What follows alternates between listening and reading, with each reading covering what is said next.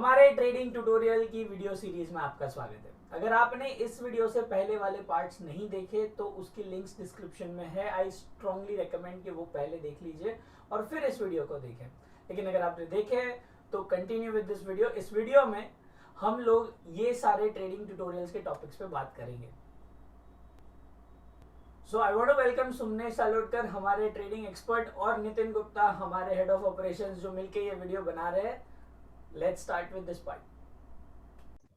हे समनेश, यार पहला एपिसोड तो काफी जोरदार था, लेकिन अब ना इसको थोड़ा सा एक लेवल ऊपर लेके चलते हैं। अब बात करते हैं कुछ कैंडल्स पैटर्न्स वगैरह, और ये साइकोलॉजी साइकोलॉजी करते रहते हो तुम। मतलब what is the role of psychology in trading, यार ये सब भी थोड़ा डिटेल में बात करते हैं। So over to you Samnesh. Right तो आज हमने लास्ट टाइम बहुत सारे बिल्कुल बेसिक से इंट्रोडक्शन से देखा, फिर थोड़े इंडिकेटर्स वगैरह देखे और भी बहुत सारी बातें करी। आज हम ये जो कैंडल स्टिक्स है ना, ये होते क्या है, मतलब ये अलग अलग दिखते हैं, कैसे होता है वो देखेंगे। उसके बाद हम जाएंगे एक छोटे से एक और ट्रेडिंग सिस्टम पे। मतलब हम अल्टीमेटली ये जो आप 2 हफ्ते 3 हफ्ते का 4 हफ्ते का ज्ञान सुनने वाले हो, इसमें अल्टीमेटली हम क्या करना चाह रहे हैं, तो हम एक अच्छा ट्रेडिंग सिस्टम बनाना चाह रहे हैं, है ना। तो वो होता क्या है उसको 1 मिनट में समझ लेंगे, वो कुछ बड़ी बात नहीं है उसमें। और फिर हम जाएंगे जो मेरा फेवरेट टॉपिक है और आई थिंक सबसे कम डिस्कस होता है, मतलब बहुत अंडर अप्रिशिएटेड टॉपिक है, वो है ट्रेडिंग साइकोलॉजी। कि आपके दिमाग में क्या सोचना चाहिए आपको, राइट। वो बहुत इंपॉर्टेंट होता है, वो चार्ट्स वगैरह से भी ज्यादा मैं तो आर्ग्यू करूंगा। तो हम शुरू करते हैं। हम सबसे पहले देखते हैं, एक मैं स्क्रीन शेयर कर रहा हूँ अपना। तो हम सबसे पहले बात करते हैं कि कैंडल स्टिक्स क्या होता है, राइट। पर उसके पहले 1 सेकंड में ये समझते हैं, तो हमने लास्ट टाइम बात करी थी टेक्निकल एनालिसिस क्या होता है। मैंने बताया था कि टाइम सीरीज डेटा होता है, उस पर हम रिपीटेबल पैटर्न्स ढूंढना चाहते हैं जो हिस्ट्री में हुआ उसको वापस। और फिर हमने देखा कि टेक्निकल एनालिसिस करने के मेथड्स क्या क्या होते हैं। तो मेथड्स में हमने बात करी कि इंडिकेटर्स होते हैं, फिबोनाची और प्राइस एक्शन के बारे में तो खैर हम अगले हफ्ते मतलब लंबे लंबे 1-1 घंटे के वो बनाने वाले डिटेल में। और हमने बहुत डिटेल में पैटर्न्स वगैरह कुछ जो पॉपुलर वाले हैं वो सब देखे। अब एक बात करते हैं रिप्रेजेंटेशन की, कि मतलब ये जो टेक्निकल एनालिसिस हम करते हैं, है ना, तो जो हम ये टाइम सीरीज डेटा देखते हैं उसको, अब एक तो हमने बोला कि एक्सेल शीट में भाई इतना मतलब आंखें कैसे जल्दी जल्दी रीड करेंगे, तो इसको हम विजुअली रिप्रेजेंट करते हैं, ग्राफिकली, है ना, मतलब ताकि इजी से समझ में आए। तो उसके लिए कौन कौन से मेथड है, तो इसमें बहुत सारे। एक तो सबसे फेमस और जिसपे हम ये पूरा करने वाले मामला, वो है जापानीज कैंडलस्टिक्स। तो जापानीज कैंडलस्टिक्स जो आपको ये दिख रहा है स्क्रीन पे, ठीक है, ये 18 सेंचुरी से हो रहा है भाई, तक 400-300 साल से ऐसे ही दिखती हैं कैंडलस्टिक्स। मतलब थोड़े बहुत कलर वलर बदले होंगे, बट मेजरली उसमें 2 पार्ट्स होते हैं, बॉडी और जो हम अभी डिस्कस करेंगे। तो एक ही होता है विच इज जापानीज कैंडलस्टिक्स। दूसरा होता है जिसको हम बोलते हैं बार चार्ट। अब देखो ये ट्रेडिंग व्यू वाले भले लोग, मतलब भले लोग मैं इसलिए बोलता हूँ क्योंकि वो यहाँ पे एक साथ मिल जाता है, बाकी कोई रिकमेंडेशन नहीं है, मतलब मेरा पर्सनल प्रेफरेंस है बस, ठीक है। तो आप कुछ भी यूज कर सकते हो, पर हाँ ट्रेडिंग वाले भले लोगों ने यहाँ पे सारे टाइप के। सो ये जो जिसको हम बोलते हैं ये रिप्रेजेंटेशन है, मतलब कि अल्टीमेटली सेम जैसे बिटकॉइन का डेली चार्ट है यूएसडीटी पेयर में, उसी के हम अलग अलग तरह से रिप्रेजेंटेशन करेंगे और उसको लोग अलग अलग तरह से स्टडी करते हैं। Same data, same chart, same crypto, उसका अलग अलग तरह से इंटरप्रिटेशन करते हैं, उसको अलग अलग रिप्रेजेंटेशन बोलते हैं। तो जैसे ये कैंडलस्टिक है, ऐसे ही देखो ये बार चार्ट है, ठीक है। ये बार चार्ट अब आपको दिख भी नहीं रहा होगा शायद, ये बहुत पतला पतला सा ऐसा होता है। तो इसमें भी ओपन हाई लो क्लोज ही होता है, ठीक है। क्योंकि जो हम टाइम सीरीज डेटा देखते हैं उसका वो होता ही ओपन हाई लो क्लोज से, मतलब उसमें और कुछ नहीं हो सकता। तो मतलब वो इतने में रहेगा बेसिकली।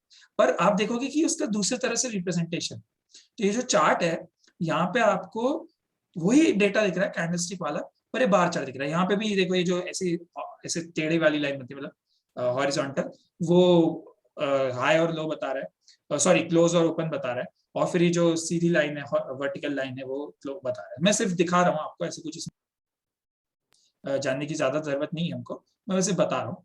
उसके बाद अगर हम देखें तो जो अगला होता है वो होता है लाइन चार्ट, ये वाला, ये सबसे बेसिक है, या आपने भी देखा होगा जब भी अपन गूगल करते हैं कि बीटीसी प्राइस, है ना, तो ये जो गूगल पे जो आता है सर्च रिजल्ट में सबसे ऊपर, वो ये वाला आता है।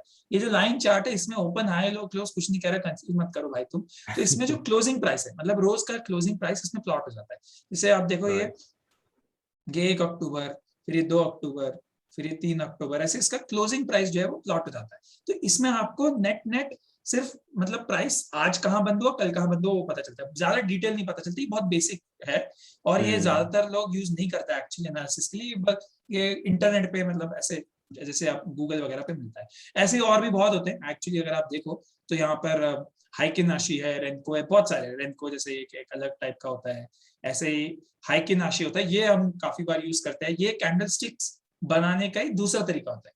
मतलब जैसे जापानीज लोगों ने कहा, वैसे तो उन बात बाकी लोगों ने भी कह रहा भाई तुम ही सब क्रेडिट ले जाओगे। तो हाइकिनाशी कैंडल स्टिक्स का ही कैलकुलेशन का दूसरा तरीका है। ये यूजुअली ट्रेंड फॉलोइंग में यूज होता है। जब हम इसके बाद वाला जो अगला एपिसोड आएगा उसमें हम बात करेंगे ट्रेंड एनालिसिस की, तो उसमें इसको आप यूज कर सकते हो। हम नहीं करेंगे, हम सिंपल एक ही कैंडल स्टिक को यूज करेंगे, पर ये उसमें काम आता है, ठीक है। तो ये उसका मतलब आप देखो ये ट्रेंड ज्यादा इजीली बताता है कि भाई देखो green green green back to back बन रहा है। अब इसमें कमाल की बात देखो, ये लगातार ग्रीन ग्रीन दिख रहा है ना, मतलब इसका कहना है कि भाई प्राइस बढ़ता चला जा रहा है। वर्सेस जैसे ही हम नॉर्मल कैंडल स्टिक्स में जाएंगे जो हमारी, तो देखो आपको ग्रीन ग्रीन नहीं दिखेगा कॉन्स्टेंटली, रेड भी आएगा। पर उसने उसको सिंप्लीफाई करने के लिए, आपका आइडिया जो ट्रेंड का सिंपल करने के लिए उसको ग्रीन बना दिया है, तो उसका कैलकुलेशन। तो ऐसा सब होता है, ठीक है। तो ये अलग अलग तरीके हम, और इनफैक्ट 90% लोग मैं तो बोलूंगा कि कैंडल स्टिक्स ही यूज करते हैं। मेरा काम था बताना, मैंने बता दिया। हम सब कुछ कैंडल स्टिक्स से ही समझेंगे क्योंकि वो सबसे पॉपुलर है, ठीक है। अब बेसिक्स ऑफ कैंडल स्टिक्स देखते हैं। तो आपको पता ही है कि कैंडल स्टिक दो टाइप की होती, एक होती हरी और एक होती लाल, ठीक है। मैं एक सेकंड के लिए एक इमेज शेयर कर रहा हूँ, ठीक है। और मैं उस इमेज में आपको मैं एक second, just give me a second, मैं इमेज शेयर कर रहा हूँ और उसमें आपको दिखा रहा हूँ कि कैंडल स्टिक्स मतलब एग्जैक्टली क्या, कैसे, मतलब उसकी डिटेल को हम समझना चाहें। सो मैं यहाँ पे एक इमेज शेयर कर रहा हूँ, ठीक है। और उससे हमको समझ में आएगा। जैसे मैंने आपको बताया, एक रेड कैंडल होती है, एक ग्रीन कैंडल होती है, राइट। आप पूरे चार्ट में देखोगे कहीं पे भी यही दिखती है, और हर चार्ट में, सिर्फ बिटकॉइन की, मतलब यूनिवर्सली किसी भी चीज जो ट्रेड होती है उसको हम रेड और उससे कर सकते हैं। अब मैं आपको बताना चाह रहा हूँ कि ये रेड और ग्रीन कैंडल होती क्या है, ठीक है। तो ये आपको इमेज दिख रही होगी आपकी स्क्रीन पे, ठीक है। ये हमने एक वेबसाइट से लिए, जिनका, जहां से मैंने वो किया, एक रिसर्च वो है फर्म है, वहां से उनकी जो उनने बस बेसिकली एक्सप्लेन किया कि क्या होता है। तो देखो, जो ग्रीन होती है, कैंडल्स होती है, वो बुलिश होती है, ठीक है। मतलब कि वो ये दिखाती है कि आज प्राइस बढ़ा है। जहां खुला था, जहां सुबह प्राइस खुला था, रात को जब बंद हुआ, मतलब अगले दिन सुबह हमारे इंडियन टाइम के हिसाब से, तो वो प्राइस बढ़ा, मतलब नेट नेट हमें खुशी हुई बेसिकली, मतलब प्राइस बढ़ा, ठीक है। जहां से खुला था उससे ऊपर बंद हुआ। और रेड ठीक इसका ऑपोजिट होता है, जो जहां पर वो प्राइस जहां खुला था उससे नीचे बंद हुआ, मतलब कि प्राइस कम हुआ आज, ठीक है। दुख का मामला है बेसिकली। तो अब ये जो अब देखो, ये जो कैंडल स्टिक्स होती हैं, जो ग्रीन वाली बुलिश होती है, रेड वाली बेरिश होती है, ठीक है। इसमें दो हिस्से होते हैं जिनने मार्क भी कर रखे हैं। एक होता है ये जो मोटा वाला पार्ट होता है, जिसको हम बॉडी बोलते हैं कैंडल स्टिक की, ठीक है। वो क्या होता है हम समझेंगे, मैं बता रहा हूँ सिर्फ दो पार्ट्स। और दूसरा होता है उसको शैडो या विक बोलते हैं। वो ऊपर, जैसे कैंडल में विक होती है ना, पतली वाली कैंडल मोटी होती है, बस उसका रिप्रेजेंटेशन नहीं। तो मोटा वाला जो पार्ट होता है वो बॉडी होती है, और जो ऊपर जो पतला वाला हिस्से दोनों साइड दिख रहे हैं, ऊपर और नीचे, उनको हम विक बोलते हैं, या यहाँ पर शैडो बोलते हैं, मतलब दोनों नाम है। अब ये होते क्या, ठीक है। तो बॉडी जो है वो ओपन और क्लोज के बीच का डिफरेंस होती है, सिंपल। मतलब कि जिस प्राइस पे खुला और जिस प्राइस पे बंद हुआ, उसके बीच का जो डिफरेंस है, कि मतलब अगर आज बिटकॉइन $50,000 पे खुला और $52,000 पे, 52,000 पे बंद हो गया, तो जो बॉडी होगी वो $2,000 जितनी बड़ी होगी, मतलब कैंडल में उसको आप देख पाओगे कि $2,000 जितना है, सिंपल। उसका कोई लेना देना नहीं कि प्राइस आज हाईएस्ट कहाँ गया, लोएस्ट कहाँ गया, कोई मतलब नहीं। नेट नेट डिस्प्लेसमेंट, कि नेट नेट कितना प्राइस आज के दिन में, एक दिन में मूव हुआ, खुलने से लेके बंद होने तक, बीच में कहाँ गया उससे कोई मतलब नहीं, नेट नेट कितना हुआ, उसको हम बोलते हैं बॉडी, ठीक है। ओपन और क्लोज के बीच का डिफरेंस, नेट, जिसको हम मैथ्स में डिस्प्लेसमेंट बोलते हैं, वो होता है बॉडी। और जो विक होता है, विक या शैडो, वो ऊपर की साइड और नीचे की साइड एक्सट्रीम लेवल्स, यानी हाईज और लोज दिखता है। उसको ये मतलब नहीं है कि भाई आज के दिन में प्राइस बंद कहाँ हुआ। मान लो अगर बीटीसी $50,000 पे चालू हुआ प्राइस, मतलब ट्रेडिंग ओपन प्राइस $50,000 है, हाईएस्ट 55 तक चला गया और क्लोज 51 पे ही हुआ, तो वो बॉडी बहुत छोटी सी बनेगी, लेकिन जो विक है वो बहुत बड़ी बन जाएगी। तो ये जो शैडो है ऊपर की बोलते हैं, ये बहुत बड़ी बन जाएगी। इसका क्या है, ये बिल्कुल एक दूसरे से बेसिकली अलग अलग चीजें बताते हैं। बॉडी जो है वो ओपन और क्लोज के बीच का डिफरेंस बताती है, जो विक्स है वो हाई बताती है कि कहां तक हाईएस्ट आज, मैक्सिमम कहां तक प्राइस गया, और ऑपोजिट जो नीचे वाला है वो लोएस्ट कहां तक गया। ठीक है। तो वो अब इसमें बहुत एक अब ये कॉन्सेप्ट सब उसमें कॉमन होता है, मतलब बॉडी जो है वो जो ग्रीन कैंडल होती है उसमें भी ओपन और क्लोज का डिफरेंस है, और जो रेड कैंडल होती है उसमें भी ओपन और क्लोज का डिफरेंस है, ठीक है। और जो विक है तो वो भी कॉमन है, ऊपर वाली विक से हाई पता चलता है आज का हाईएस्ट प्राइस, मैक्सिमम प्राइस, और जो नीचे वाली है वो लो, चाहे ग्रीन हो या रेड हो, ये कॉमन है। सिर्फ एक ही डिफरेंस होता है जो आपको यहाँ पे इन लोगों ने बता भी रखा है कि जो ग्रीन कैंडल होती है उसमें ओपन नीचे होता है और क्लोज ऊपर होता है। ऑब्वियस सी बात है, नीचे भाई प्राइस बढ़ा है ना, तो नीचे खुला होगा और ऊपर बंद हुआ होगा, मतलब लॉजिकल सेंस। पर ये काफी बार लोग भूल जाते हैं, इसलिए मैं रिस्टेट कर देता हूँ कि नीचे खुला है और ऊपर बंद हुआ है तो ओपन तो नीचे होगा, क्लोज ऊपर होगा, राइट। और ठीक इसका उल्टा रेड में होता है कि जो प्राइस है वो ओपन ऊपर होता है और नीचे क्लोज होता है। ऑब्वियसली क्योंकि गिरा है, ऊपर खुला फिर नीचे आ गया, प्राइस कम हो गया और फिर नीचे बंद हुआ, राइट। सो इनफैक्ट कोई कैंडल रेड होगी या ग्रीन होगी, ये डिसाइड इससे होता है कि ओपन ऊपर है कि क्लोज। अगर क्लोज ऊपर है तो इसका मतलब प्राइस बढ़ा तो ग्रीन कैंडल होगी, और अगर उल्टा है कि क्लोज नीचे है तो रेड कैंडल। तो ये आपको थोड़ा अगर ऐसा लगे कि ये क्या बता रहे हैं, तो हम अभी एग्जांपल देख लेंगे चार्ट पे। सिर्फ मेरा पॉइंट ये था बताने का कि अगर आप ध्यान से देखो तो ये ऐसी दिखती है, इनके ये कॉन्सेप्ट्स होते हैं। बॉडी होती है, हाई और लो होते हैं, या विक्स बोलते हैं। ओपन और क्लोज के बीच का डिफरेंस को बॉडी बोलते हैं, हाईएस्ट प्राइस और लोएस्ट प्राइस को विक बोलते हैं। बस इतना जानने की हमको जरूरत है, ठीक है। अब मैं वापस चार्ट शेयर कर देता हूँ फट से, ताकि हम एक बार चार्ट समझ लें, ठीक है। अब देखो इसमें मैं बता देता हूँ, यहाँ पे वापस से एग्जांपल देके कि जैसे ये वाली जो अभी चल रही है आज की, है ना, आज की कैंडल है, जब हम अभी 14 अक्टूबर को रिकॉर्ड कर रहे हैं, आज की कैंडल है। तो ये जो एक मिनट, ये जो पतला सा नीचे आपको दिख रहा है, ये पतला सा जो यहाँ पे आपको दिख रहा है, ये पता नहीं मेरा ये मैग्नेटिक फीचर ऑन है शायद इसलिए हो रहा है ऐसा, ठीक है। तो ये जो पतला सा आपको नीचे दिख रहा है ये बॉडी है, क्योंकि देखो आज बहुत कम रेंज में हुआ है। बिटकॉइन का प्राइस ओपन हुआ है 57,370 पे और अभी चल रहा है प्राइस 57,550 पे। तो लिटरली $150-200 मूवमेंट हुआ है। तो $150-200 की वजह से बॉडी बहुत छोटी, अभी ऐसा नहीं कि बढ़ नहीं सकती, हम उम्मीद कर रहे हैं, पर अभी के लिए वो कम है, ठीक है। और जो विक है ऊपर की साइड, ये बहुत बड़ी है। क्यों? क्योंकि आज प्राइस जो हाईएस्ट गया है वो 58,532 तक गया, तो $1,000 ऊपर तक गया, पर नीचे आ गया। जो मैं आपको बता रहा था कि विक का ओपन क्लोज से कोई लेन देन नहीं, तो अपना हाईएस्ट प्राइस बता के उसका काम खत्म है, राइट। सो ऐसे दिखती है। ऐसे ही आप बेरिश अगर कैंडल में देखोगे, जैसे ये वाली कैंडल है, इसमें अगर हम देखें तो इसमें आप देखोगे कि ये ऊपर हाईएस्ट प्राइस है, ये नीचे लोएस्ट प्राइस है, और बीच में ओपन और क्लोज। हाँ, तो ये ओपन ऊपर देखो, यहाँ जो हमने आज की अभी जो कैंडल देखी उसमें नीचे, यहाँ पे मैं जूम कर रहा हूँ, नीचे यहाँ पे ओपन हो रहा था, यहाँ ऊपर क्लोज हो रहा था, ठीक है।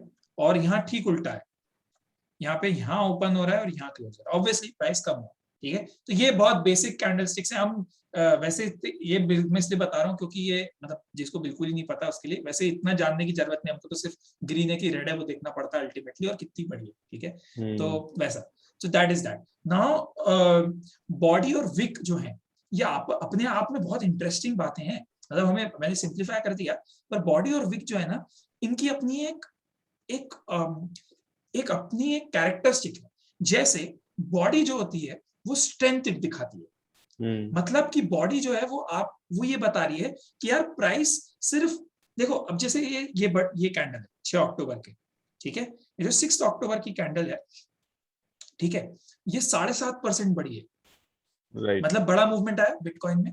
ये आपको बड़ा कैसे लग रहा है? ये आपको बहुत, मतलब ये कैंडल देख के लग रहा है ना कि क्या बढ़िया बढ़ा है ना, प्राइस बढ़ा, ये देख के लग रहा है। ये देख के इसलिए लग रहा है क्योंकि इसकी बॉडी बहुत बड़ी और विक बहुत छोटी। वर्सेस अगर आप ये कैंडल देखो, है ना, तो ये भी 5% जितनी कैंडल है, मतलब अगर आप ओपन मतलब लो और हाई के बीच का डिफरेंस देखो, पर इसकी विक बहुत बड़ी और बॉडी बहुत छोटी। तो जो बॉडी होती है वो ये दिखाती है कि न सिर्फ प्राइस बढ़ी बल्कि वो प्राइस सस्टेन भी करी, क्लोज भी हाईएस्ट प्राइस तक हुआ, मतलब सिर्फ प्राइस हाई बना के और नीचे नहीं आया, क्लोज भी बहुत ऊपर जाके हुआ। So body show strength. जब भी हम देखना चाह रहे हैं कि मोमेंटम है कि नहीं, मतलब प्राइस तेजी से बढ़ रहा है कि नहीं, ब्रेकआउट आया है कि नहीं, मतलब कि प्राइस आगे और बड़ा मूवमेंट दे सकता है कि नहीं, उसके लिए हम बॉडी देखते हैं। और दूसरा होता है विक। विक दिखाता है इनडिसाइसिवनेस, यानी कि भरोसा नहीं भाई, हम मतलब अब आप ये सोचो विक बनती कैसे, विक इसलिए बनती है कि इंट्राडे में, मतलब अब ये डेली चार्ट है तो पूरे दिन की ट्रेडिंग में कभी कहीं प्राइस नीचे तक गई होगी। जैसे यहाँ पे देखो आप, यहाँ पे देखो, यहाँ पे प्राइस जो है वो नीचे तक गई होगी। इस कैंडल, ये यस्टरडे की कैंडल है, जो प्राइस है उसका लो है 54,167 तक और क्लोजिंग हुई है 57,367 पे। आप समझ रहे हो, $3,000 तक नीचे चला गया था बीटीसी। अब ये इंट्राडे में कहीं किसी सेलर को लगा होगा भाई प्राइस नीचे कैसे जाता है। सिंपल बात है, ये समझो, प्राइस बढ़ता कब है, जब बायर्स को लगता है कि प्राइस बाय करते जाना चाहिए, उनको प्राइस अट्रैक्टिव लगता है बाय करने की। अगर ज्यादा बाइंग प्रेशर है, ज्यादा लोग खरीदें या ज्यादा ऑर्डर्स बाइंग के आए तो प्राइस बढ़ता है, और अगर ज्यादा ऑर्डर्स जो है वो सेलिंग के आए तो नीचे गिरता है ना, सिंपल बात है। जब बाइंग ज्यादा होती है तो प्राइस बढ़ता है और सेलिंग ज्यादा होती है तो गिरता है। अब अगर प्राइस $3,000 नीचे गया है, इसका मतलब इंट्राडे में किसी ना किसी सेलर को लगा होगा कि प्राइस नीचे जाना चाहिए, उसने खूब बेचा होगा, राइट। पर उसको इतना भरोसा भी नहीं था कि उसने प्राइस को होल्ड करा, अपने ट्रेड को ओपन रखा एंड ऑफ द डे तक, इसलिए उसने इंट्राडे में उसको क्रॉस कवर कर लिया और प्राइस वापस ऊपर बाउंस बैक हुई। मतलब सेलर को इतना कॉन्फिडेंस नहीं था प्राइस के और गिरने पे कि उसने उस पोजीशन को पूरे दिन होल्ड करा। उसने फट से गिराया, मतलब फट से गिराया, मतलब ऐसा नहीं, मैं आपको ऐसा मत समझना कि मार्केट ऐसे मैनिपुलेटेड होता है एक सेलर से। मैं सिर्फ सेलर्स, मतलब ग्रुप ऑफ सेलर्स की बात कर रहा हूँ। मैं बोल रहा हूँ जो भी कल सेलिंग कर रहे थे लोग, उनने इंट्राडे में गिराया एक छोटे टाइम के लिए, प्राइस नीचे चली गई, और लेकिन उनको ये भरोसा नहीं था कि आगे और प्राइस गिरती रहेगी, इसलिए उन्होंने उसको वहां पे उसको प्रॉफिट बुक कर लिया, और उनके प्रॉफिट बुक करने से प्राइस वापस ऊपर आ गई। तो वहां पे उनका जो लैक ऑफ कॉन्फिडेंस है वो शो होता है। सो इन शॉर्ट, जो बॉडी है वो कॉन्फिडेंस दिखाती है, स्ट्रेंथ दिखाती है, कन्विक्शन दिखाती है, और विक जो है वो उसका ऑपोजिट दिखाती है, वो इंडिसाइसिवनेस, लैक ऑफ कन्विक्शन दिखाती है। सो जब भी हम ब्रेकआउट्स, ट्रेंड, मोमेंटम ये सब देखेंगे तब हम बॉडी देखेंगे, और जब हम रिवर्सल्स और किसी भी तरह का प्राइस का चेंज ऑफ डायरेक्शन ये सब देखेंगे तो हम विक देखेंगे। सिंपल बात है, ठीक है। अब जो अगला कॉन्सेप्ट है वो है कि यही जो कैंडल्स हैं, इनमें जो 4 तरह के प्राइसेस दिखते हैं हमको, है ना, मतलब ओपन, हाई, लो, क्लोज। मतलब जब हम बात कर रहे थे तब हमने बोला कि भाई आप एक कैंडल में 4 चीजें देख सकते हो। जैसे ये वाला कैंडल है 6 अक्टूबर का, यहाँ अगर आप ऊपर देख पा रहे हो, आप देख पाओगे शायद, ऊपर देख पा हाँ, तो वो 51,471 ओपनिंग है, 55 पे हाई है, 50 पे लो है, ऐसे सब है ना, अलग अलग। अब ये तो 4 डेटा पॉइंट्स मिले हमको 6 अक्टूबर के। वैसे तो ये इक्वली इंपॉर्टेंट है, मतलब भाई कहाँ खुला कहाँ बंद हुआ सब इंपॉर्टेंट है, पर मेरा पर्सनली मानना है कि जो क्लोजिंग प्राइस है वो सबसे इंपॉर्टेंट होता है इन चारों में। हाई वैसे आपको लग सकता है कि अरे हाईएस्ट प्राइस कितना ऊपर गया वो देखना, पर सबसे इंपॉर्टेंट क्लोजिंग होता है मेरे ओपिनियन में। वो इसलिए क्योंकि सिर्फ इसलिए, जो मैंने पॉइंट बताया मैं उसी से लिंक कर रहा हूँ कि क्लोजिंग प्राइस से ये पता चलता है कि वो कौन से लोग हैं जिनने अगले दिन तक कैरी किया है अपनी ट्रेड को। देखो सीधी बात है, आप जब खुद सिस्टम के सामने ट्रेडिंग कर रहे हो तब तो आप सामने बैठे हो, कुछ ऊंच नीच भी हुआ तो आप मैनेज कर लोगे क्योंकि आप सामने बैठे हो, आप कुछ तो कर लोगे, राइट। पर अगर आपने उस पोजीशन को अगले दिन तक खुला रहने दिया, मतलब आपने वो ट्रेड डाल के ओपन छोड़ के सो गए, तो आपका कन्विक्शन कितना ज्यादा होगा as compare to intraday, right. Intraday में तो आपको ये कि अगर किसी में थोड़ा डाउटफुल भी लगे तो आप सोचते हो कि ट्रेड कर लेता हूँ, कुछ गड़बड़ होगा तो मैं हुई बैठा हुआ देख लूंगा। पर आप किसी ट्रेड को डाल के सोते तब हो, अगले दिन के लिए वेट तब करते हो जब आपको बहुत भरोसा हो कि नहीं रात भर भी कुछ नहीं होगा, राइट। वो क्लोजिंग प्राइस से पता चलता है। अगर क्लोजिंग प्राइस बहुत ऊपर बंद हुई है, इसका मतलब ये है कि बायर्स को कन्विक्शन इतना ज्यादा है प्राइस के आगे और बढ़ने में कि यार वो उसको डाल के सो भी गए, वो they are not concern, they are secure about their position.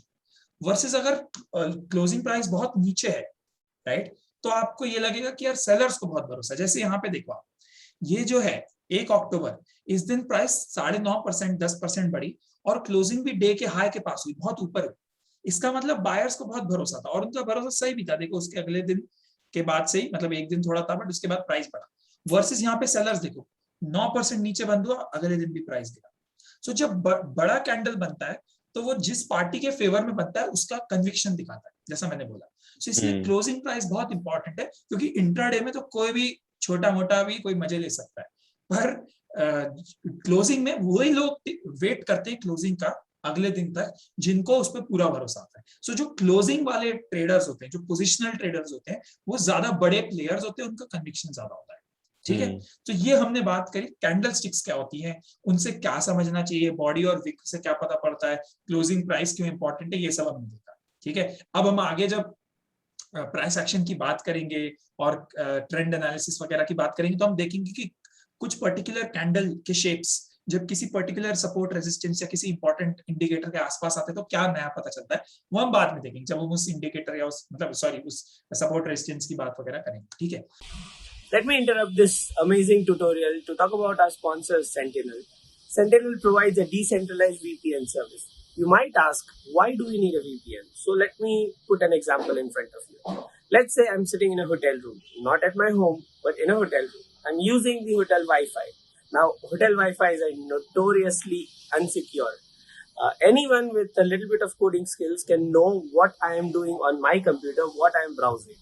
That is why VPN is required. VPN sort of helps you protect the traffic from your computer or that you are receiving or you are sending out. VPNs as a whole are centralized right now, and being in the industry that we are, which is decentralization, we should be aiming towards making software or VPN services which are thoroughly decentralized, which are not controlled by a single company as well. Sentinel is trying to do that. Sentinel's DVPN is decentralized and end-to-end encrypted. If you want to try it out, it's free. You can try it out by clicking on the link in the description below. I wish that you do, because I am right now recording this video with Sentinel VPN on my iPhone. So I don't have any issues, and I am sure that you will not have any issues as well. Good luck. Now, let's get back to trading. See ya. अब हम अगला चलते हैं trading system. Trading system कुछ नहीं होता, ज्यादा घबराने की जरूरत नहीं। आप सोचोगे सिस्टम विस्टम मतलब क्या बता रहा है, कुछ नहीं है। ट्रेडिंग सिस्टम ये एक्चुअली देखो, ये जो हम बात कर रहे हैं ना, ये जो सीरीज हम बना रहे हैं, इसका पूरा पर्पस ही ये है कि आप इसके एंड में खुद का, हमारा नहीं, हम तो अपना, जो मैं अपना स्टैंडर्ड बता रहा हूँ वो बता रहा हूँ, पर ट्रेडिंग सिस्टम इज आपको अपना बनाते आना चाहिए, तब उसका पॉइंट है। क्योंकि आप जिसमें कंफर्टेबल हो वो आपको कर पाओगे, तो ही आप पैसा बना पाओगे, राइट। अगर आप मेरा देख के या किसी और का यूट्यूब पे या इंटरनेट पे देख के बनाओगे तो आप उनका सिस्टम बना यूज कर रहे हो, उसमें आपको भरोसा और कन्विक्शन और कॉन्फिडेंस नहीं आएगा। ये सिस्टम मैं कई सालों से ट्रेड कर रहा हूँ, मैंने इसको बैक टेस्ट किया, इसलिए मेरे को भरोसा है। अब मेरे को मालूम रहता है कि अगर मैंने इसके हिसाब से ट्रेड लिया तो मैं इसमें लेके, और मैं कई बार बाहर चले जाता हूँ, कंप्यूटर के सामने नहीं बैठता। वो आप नहीं कर पाओगे अगर आपको अपने सिस्टम पे भरोसा नहीं, और वो भरोसा खुद बनाने पे आएगा। सो आप चाहें तो ये जो मैं यहाँ पे आज मतलब आने वाले सीरीज में शेयर करने वाला हूँ, वो आप एज इट इज कॉपी भी कर सकते हैं, मुझे कोई प्रॉब्लम नहीं, लेकिन वो आपको लॉन्ग टर्म में काम नहीं आने वाला। इसीलिए, और ये मैं खुद बता रहा हूँ क्योंकि मैंने दूसरों की कॉपी करके देख लिया, फिर अपना बनाया। ठीक है, तो ट्रेडिंग सिस्टम मतलब कुछ नहीं, सिस्टम से वैसे नाम से समझ में आता है कि कॉम्बिनेशन सिस्टम, मतलब बहुत सारी चीजें मिला के एक सिस्टम बनता है। सो trading system is a set of technical analysis tools which are combined to systematically identify and take trades। मतलब कि ये कुछ अलग अलग टूल्स हैं, चाहे वो इंडिकेटर्स हो, चाहे वो कैंडलस्टिक पैटर्न्स हो, चाहे वो प्राइस एक्शन हो, चाहे वो आइडेंटिफाइंग ट्रेड्स हो, मतलब आप कैसे नए कॉइन्स ढूंढोगे जिन पे आपको ट्रेड लेना है, चाहे आप स्टॉप लॉस कहाँ लगाओगे, वो सब जो भी आप देखना चाहते हो, कोई भी तरह की स्टडी हो सकती है बेसिकली। सो इन सब का एक कॉम्बिनेशन बनाना, ताकि आप किसी रूल के बेस पे ट्रेड्स को ढूंढ के और ट्रेड कर पाओ। रूल के बेस पे यहाँ पे सबसे इंपॉर्टेंट वर्ड है, बाकी सब छोड़ो। रूल के बेस पे इसलिए जरूरी है क्योंकि इससे आप ऑब्जेक्टिवली ट्रेड कर पाओ। देखो, ट्रेडिंग तो कोई भी ये भी कह के कर सकता है कि भाई मैं कोई 10 कॉइन ढूंढता हूँ, उनमें से 5 बाय करता हूँ, 5 सेल करता हूँ, ये भी एक ट्रेडिंग का तरीका है। पर क्या आप इससे टेस्ट कर पाओगे कि ये तरीका अच्छा है कि नहीं कर पाओगे, क्योंकि इसमें आपके पीछे कोई एक लॉजिक नहीं है डिफाइंड। वर्सेस अगर हमें पता है कि सही नहीं है, हाँ एग्जैक्टली। सो वर्सेस अगर हमें पता है कि भाई ये इंडिकेटर क्रॉस होगा, ये वाला रेजिस्टेंस क्रॉस होगा, ये वाले कॉइन का इतना वॉल्यूम बढ़ेगा, तब मैं बाय करूंगा, तो अब क्या है, आप इन सब चीजों को कि वॉल्यूम इतना हो जाए, इंडिकेटर इतना हो जाए और रेजिस्टेंस क्रॉस हो जाए, जब तीनों एक साथ हो तो क्या होता है, इसको आप बैक टेस्ट कर सकते हो। आप जाके देख सकते हो कि ऐसे मतलब सॉफ्टवेयर होते हैं जहां आप देख सकते हो कि पिछले 5 साल में जब जब ऐसा हुआ तो कितना बड़ा मूवमेंट आया और कितने परसेंट टाइम्स आया, क्या प्रोबेबिलिटी है उसके, क्या चांसेस है, क्या 50-60% से ज्यादा आया कि नहीं, जो हमने लास्ट टाइम बात करी थी। टीए का पॉइंट ये है कि 50 सिक्का उछालने जैसा नहीं होना चाहिए, उससे अच्छे ऑड्स होने चाहिए, 50% से ज्यादा चांसेस होने चाहिए। तो क्या 50% से ज्यादा टाइम्स अच्छा मूवमेंट आया कि नहीं, या तभी टेस्ट कर पाओगे जब उसमें कोई ना कोई लॉजिक हो। सो ट्रेडिंग सिस्टम जो है वो अलग अलग टूल्स, और वो कोई भी टूल्स हो सकते हैं। मैं इंडिकेटर्स पर्सनली कम यूज करता हूँ, पर आप चाहें तो उसको ऐड कर सकते हैं। मैं रिस्क मैनेजमेंट के लिए स्टॉप लॉस ज्यादा यूज करता हूँ, आप चाहें तो उसके लिए ऑप्शंस और फ्यूचर्स वगैरह जिसके भी बारे में बात करेंगे वो भी यूज कर सकते हैं। जो भी आपको यूज करना है वो आप कर सकते हैं, है ना। पर कोई ना कोई कॉम्बिनेशन होना चाहिए और उसके पीछे कोई लॉजिक होना चाहिए, जिससे आप ट्रेड्स ढूंढ पाओ, एक तो कि कौन से कॉइन पे कौन सी जगह ट्रेड लेना है, और उनको ले भी पाओ, मतलब आप स्टॉप लॉस भी सेट कर पाओ वगैरह।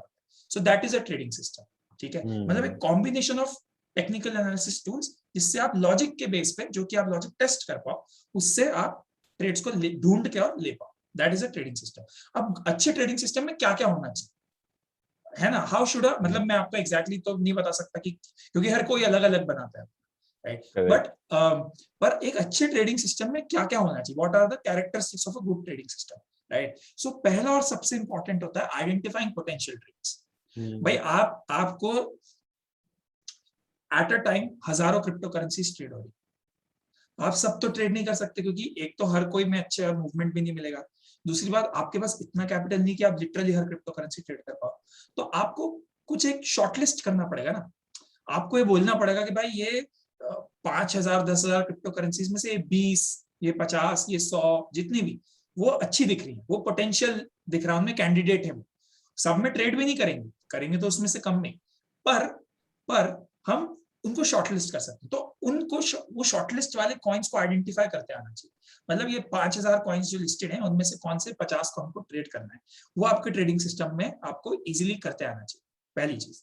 दूसरी बात, इन फिर ये जो शॉर्टलिस्ट बनाए उसमें से फिल्ट्रेशन करेंगे कि 50 कर लिए एट अ टाइम, आपका रिस्क मैनेजमेंट, आपका कैपिटल जितना है उस हिसाब से आप eight a time 10 he coin trade कर सकते हो या 5 ही कॉइन ट्रेड कर सकते हो। तो इन 50 में से उन 5 को कैसे ढूंढ के ट्रेड करना है वो भी आना चाहिए। सो एक तो पूरे मार्केट में से आपने कुछ कैंडिडेट ढूंढ लिए, कुछ शॉर्टलिस्ट कर लिए, और उनमें से भी आपने जाके जो है यू सेड दैट बॉस, अब उनमें से मेरे को इन 5 को ट्रेड करना है, 50 शॉर्टलिस्ट किए, 5 ट्रेड करना है, उन 5 में मैं एंटर करूंगा, ठीक है। तो वो हो गया। Then the next is logic for entry, exit and stop loss.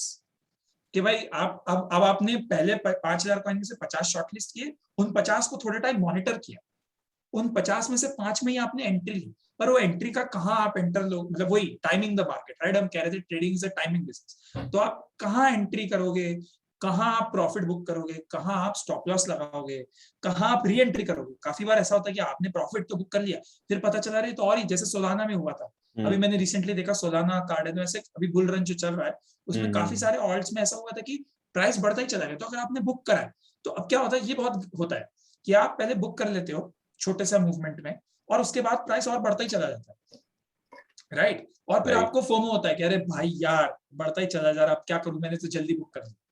फिर हम क्या करते हैं, हम दूसरा कोई कॉइन ढूंढते हैं जो इतना नहीं बढ़ा, और फिर उसको कोशिश करते हैं कि वो बढ़े, मतलब हम प्रे करते हैं ऊपर वाले से, है ना। पर वैसा उसकी जगह अगर ये सोचो कि अगर हम वापस उसी कॉइन में जो ऑलरेडी अच्छा खरा उसमें री एंट्री कर पाए तो कितना बढ़िया होगा, है ना। कि भाई हमने ठीक है, हमने 10% बाद बुक कर लिया, पर हमको रियलाइज हो के रहे तो और 50% बढ़ रहा है, तो हम उसमें भले थोड़ा ऊपर लेकिन वापस री एंटर कैसे करना है, राइट। सो वो जो एक री एंट्री होती है, सो लॉजिक फॉर एंट्री, एग्जिट मतलब प्रॉफिट कहाँ बुक करोगे, स्टॉप लॉस, और री एंट्री मतलब कि वापस से आप कहाँ एंटर करोगे, वो बताना चाहिए। नेक्स्ट इज रिस्क मैनेजमेंट, या आपको बताना चाहिए कि कहाँ स्टॉप लॉस लगाना चाहिए, कितना लॉस आप मैक्सिमम ले सकते हो, कितना आपको एक उसमें कैपिटल डालना चाहिए, राइट। वो बताना चाहिए, क्योंकि मतलब अगर ऐसा नहीं होना चाहिए कि उसने बस ये बताया कि देखो भैया ये कॉइन खरीद लो, इस प्राइस पे खरीद लो यार, पर आपको लॉस कितना हो सकता है, आप कितना लॉस लेने के लिए कंफर्टेबल हैं, आप कितने कॉइन्स में ट्रेड कर सकते हैं, आपको एक कॉइन में कितना पैसा डालना चाहिए, ये सब डिफाइंड होना चाहिए ट्रेड शुरू करने से पहले। ऐसा नहीं कि आपने बाय कर लिया फिर आप सोच रहे। आप अगर जैसे अभी मैं बता रहा हूं आपको, मैं नवंबर के महीने में कौन से ट्रेड लेने वाला हूं, कौन से कॉइन्स में लेने वाला, कहाँ एंटर करूंगा, कितने क्वांटिटी में, कहाँ स्टॉप लॉस, वो अभी से मुझे एग्जैक्टली पता है। आई ये थिंक इतना एडवांस में प्रिपरेशन होना चाहिए। ये बहुत इंपॉर्टेंट चीज है। 90% ट्रेडर्स जो है, लाइक इंक्लूडिंग मी, हम लोग अच्छा, ट्रेड ले लेते हैं और फिर हम कहते हैं हाँ, यार अच्छा यार ये हो गया है अब क्या हम करें। अब क्या करें, अब क्या एग्जैक्ट हम करें। रिएक्ट करते हैं, हाँ, हम रिएक्ट करते हैं, हम क्योर प्रोएक्टिव करने नहीं की है। कोशिश, प्रिपरेशन हाँ, नहीं करते हम, क्योर करेक्ट। क्योर करते हैं बाद में, समझ लो, प्रिवेंशन नहीं करते हम। और हाँ। उसमें क्या होता है, उसमें प्रॉब्लम बताता हूँ, जो मैं भी ट्रेडिंग साइकोलॉजी में वैसे बात करें, पर आपने बात करी थी, मैं बताता हूँ, इज दैट आपका जब ट्रेड ओपन होता है ना, आपके पैसे लाइफ टाइम में ऊपर नीचे हो रहे हैं, आप देखो रियल टाइम में आपके पैसे बढ़ रहे हैं और कम हो रहे हैं, राइट। और उसमें आपको फिर ना, आप अब अगर फट से बढ़ गए तो आप लालची हो जाते हो, गिर गए तो आपको डर लग जाता है, तो उसमें क्या होता है, आपके इमोशन इंटरफेयर करने लग जाते हैं और आप बहुत लॉजिकली, बहुत मैथमेटिकली नहीं सोच पाते। तो इसलिए उसका सबसे अच्छा तरीका है कि पहले से ही प्रिपेयर करना, ताकि तब क्या होना है वो कुछ नया आपके साथ नहीं हो। आपके साथ तो देखो, trading is about having so much practice that you avoid novelty, that's all it is. आप वो वैसा है, मैं क्रिकेट के एग्जांपल देता हूँ, राइट। हमारे जो इंडिया के कैप्टन है विराट कोहली, अब जब वो खेलने जाते हैं किसी भी दुनिया में, किसी भी मैच में, किसी भी पिच में, क्रिकेट फैन हूं तो मैं इसलिए वो एग्जांपल ले रहा हूँ, ठीक है। आप कोई और स्पोर्ट्स लेना, देखो ऐसा बुरा मत मानना, अगर फुटबॉल देखते हो तो उसका ले लेना, मैसी का एग्जांपल समझ लो, लेकिन क्रिकेट में बताता हूँ कि विराट कोहली ने आज तक नेट्स में इतनी ज्यादा मतलब उनने मतलब मैं समझ, मेरे ख्याल से 20-25 हजार 50 हजार बॉल्स खेली होंगी उनने नेट्स में, और भी ज्यादा, मतलब आज तक बचपन से तो लाखों बॉल्स, राइट। तो अब कोई भी तरह का बॉलर किसी भी तरह की जब बॉल डालता है, वो उनके लिए नई नहीं होती, उनने कभी ना कभी, कहीं ना कहीं, सालों पहले ही सही, लेकिन वो देखी होती है, चाहे वो बाउंसर हो, चाहे यॉर्कर हो, चाहे किसी भी तरह की बॉल, राइट। तो अब उनको उस बॉल में क्या करना है वो एग्जैक्टली पता होता है, समझ रहे हो। वो वहां पे रियल टाइम में बॉल आने के बाद नहीं डिसाइड करते कि मैं क्या करूं इसका, उनको ऑलरेडी पता होता है। वही विराट कोहली अगर किसी बॉल को पहली बार खेलेंगे ना, तो वो भी हमारे जैसे दिक्कत में आए, पर उनकी प्रैक्टिस और प्रिपरेशन इतनी जबरदस्त होती है कि उनको ऑलरेडी पता होता है। बस ट्रेडिंग भी वैसा ही है, अगर आप किसी सिचुएशन में रियल टाइम में मार्केट में ट्रेड डाल के आओगे ना, तो आपको दिक्कत जाएगी, क्योंकि आप फिर लॉजिकली नहीं सोच पाओगे। पर अगर आपका उसका ऑलरेडी पहले से डिसाइडेड है कि अरे ऐसा होगा, तो हर सिचुएशन के लिए प्लान अगर आपके पास रेडी है, तो आप काम कर जाओगे। बस सिंपल गेम है, प्रिपरेशन का नाम है ट्रेडिंग, बस, और प्रैक्टिस का, क्योंकि आप जितने ज्यादा सिचुएशंस में जाओगे उतना, राइट। आई थिंक इसलिए इम्पोर्टेंट भी होता है कि लोग पेपर ट्रेडिंग से स्टार्ट करें, स्पेशली जब एग्जैक्टली, वो बिल्कुल न्यू हो। बिल्कुल काश मैं बिल्कुल। भी खुद इम्प्लीमेंट करता, पर हाँ, पर आप ट्रेडिंग व्यू के पे आप फ्री में हाँ, अकाउंट बना के और चार्ट्स देखो करेक्ट। कुछ महीने, 5-6 महीने, और सिर्फ उसको नोट डाउन कर करके देखो कि भाई क्या हो रहा है और आपका सही चल रहा है कि नहीं। हाँ, उसके बाद छोटे अमाउंट से शुरू करो, that is true, right. Correct. हालांकि वो उसके साथ साइकोलॉजी में एक और अगेन कॉन्सेप्ट है, पर वो आएंगे अब, ठीक है। सो हमने अपना क्या बोला, पैसा नहीं है। पोटेंशियल ट्रेड्स ढूंढे, उसको फिल्टर करा, एंट्री एग्जिट स्टॉप लॉस और री एंट्री का लॉजिक ढूंढा, रिस्क मैनेजमेंट ढूंढा कि भैया कहाँ कितना लॉस ले सकते हैं, कितना क्वांटिटी में लेंगे, क्या चक्कर है, कितना लेवरेज लेना चाहिए, वो सब डिफाइंड होना चाहिए। उसके बाद हो गया कि ये रिस्क मैनेजमेंट के बावजूद अगर लग गए, अगर प्रॉब्लम हो गई, तो क्या करना है, plan for worst case scenario. जैसे मेरे को ठीक याद है अभी भी, 12 मार्च 2020 वो दिन था जब बिटकॉइन 40% नीचे गिरा था, क्योंकि कोविड के पहली बार, मतलब अमेरिका और बाकी सब दुनिया में पहली बार लॉकडाउन लगा था। तो जब आपको मैं बता रहा हूँ कि चाहे कितना भी एक्सपीरियंस ट्रेडर हो, कितना भी प्रिपेयर करो, कोई भी सिस्टम एक दिन में, इनफैक्ट एक दिन क्या 7-8 घंटे में 40% दे जाएगा, इसके लिए प्रिपेयर नहीं कर सकता, चांस ही नहीं है।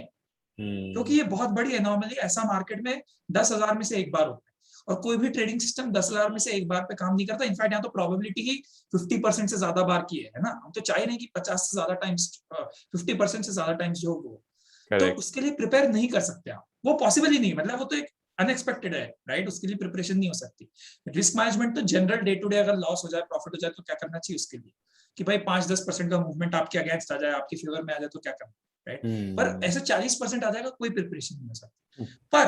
पर वैसा अगर आपके पास प्रिपरेशन ना हो तो, और लग गए कि भाई एकदम ही मार्केट क्रैश हो गया, या ऑपोजिट भी हो सकता है, 100% अगर कोई कॉइन बढ़ गया किसी न्यूज में, तो आप क्या करोगे? अब आपको नहीं पता है कि आप बेचोगे कि नहीं बेचोगे, कि क्या करोगे, क्योंकि आपने तो सोचा था भाई मैं 20% पे बेच दूंगा, ये तो एक ही दिन में 100% बढ़ गया। अब आप क्या करोगे? बेचना है, रखना है, होल्ड करना है, नहीं, क्योंकि आप अगर बेच दो तो वो और बढ़ जाता है, कई बार नहीं बेचो तो वापस आ जाता है जमीन पे।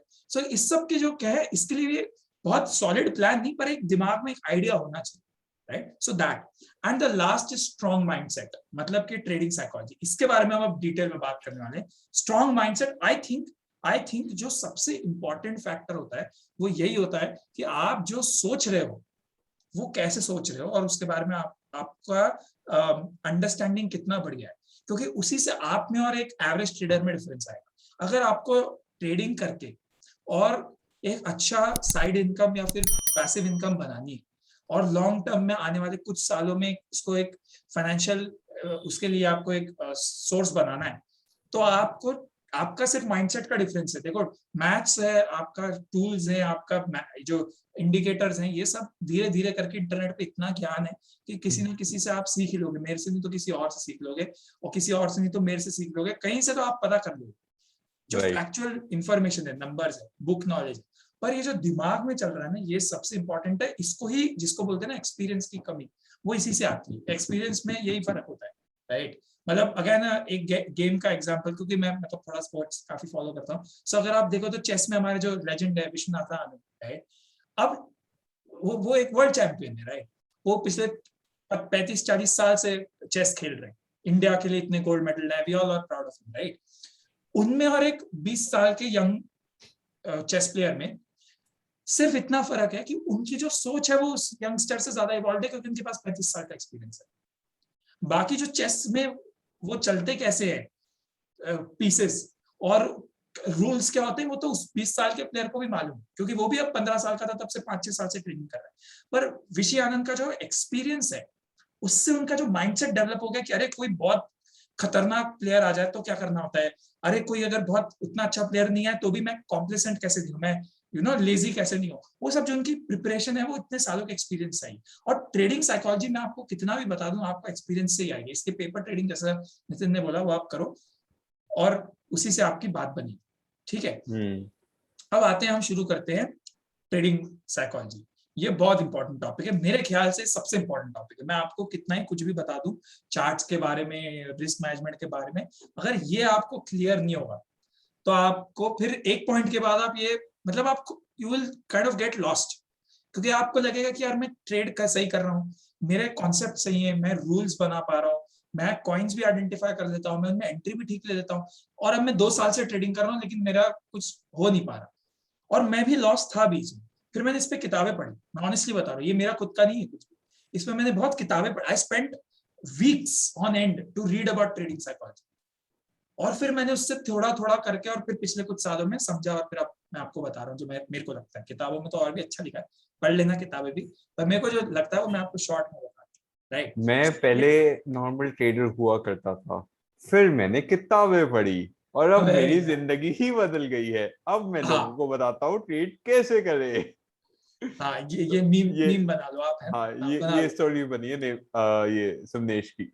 Very nice. But this is true. Trading psychology की बात ये उसको मेजर नहीं कर सकते ना, वो तो साइकोलॉजिकल फैक्टर है, इसीलिए आपको पता नहीं चलता कि where are you going now. That is the problem. अगर आपने ट्रेडिंग सिस्टम बनाया, उसमें अगर आपका रिस्क मैनेजमेंट में प्रॉब्लम है, एंट्री एग्जिट में प्रॉब्लम है ना, या स्टॉप लॉस में प्रॉब्लम है, तो आप एक पॉइंट के बाद जब आप देखोगे ना जाके अपने पुराने 6 महीने के ट्रेड्स, तो आपको समझ में आएगा कि अरे गलती यहाँ होती, पर इसका कुछ पता नहीं चल पाएगा. ये प्रॉब्लम है, पर ये बहुत इंपॉर्टेंट. तो चलो अब अपन ट्रेडिंग साइकोलॉजी शुरू करते हैं. आने वाला 15-20 मिनट, जो इतना भी टाइम लगा इसमें मुझे पता नहीं कितना है, पर वो बातें हैं जो मेरे को अगर कोई जल्दी बता देता तो बहुत अच्छा होता. मैंने बहुत लेट सीखी, बाकी सब मैंने काफी ऑनेस्टली मतलब टाइम पे सीख लिया था. दिस इज वन थिंग जो लोग बोलते हैं ना, ये मुझे अगर if I knew this earlier my life would have been better, ये वो है. This is that, right. तो गाइस हम तुम्हारे को बहुत अर्ली ऑन फ्री में बता रहे हैं, इसी के लिए लाइक कर लेना वीडियो को इसी बात पे, ठीक है ना. हाँ बिल्कुल. सो trading psychology is all about mental toughness. आपका ट्रेडिंग सिस्टम कितना स्ट्रांग है उसकी बात यहाँ पे नहीं है, वो तो आपके रूल्स वगैरह के क्वालिटी पे कि आपके रूल्स कितने स्ट्रांग है, पर आपका जो सोचने का अप्रोच है वो कितना स्ट्रांग है, वो ट्रेडिंग साइकोलॉजी से डिपेंड होता है.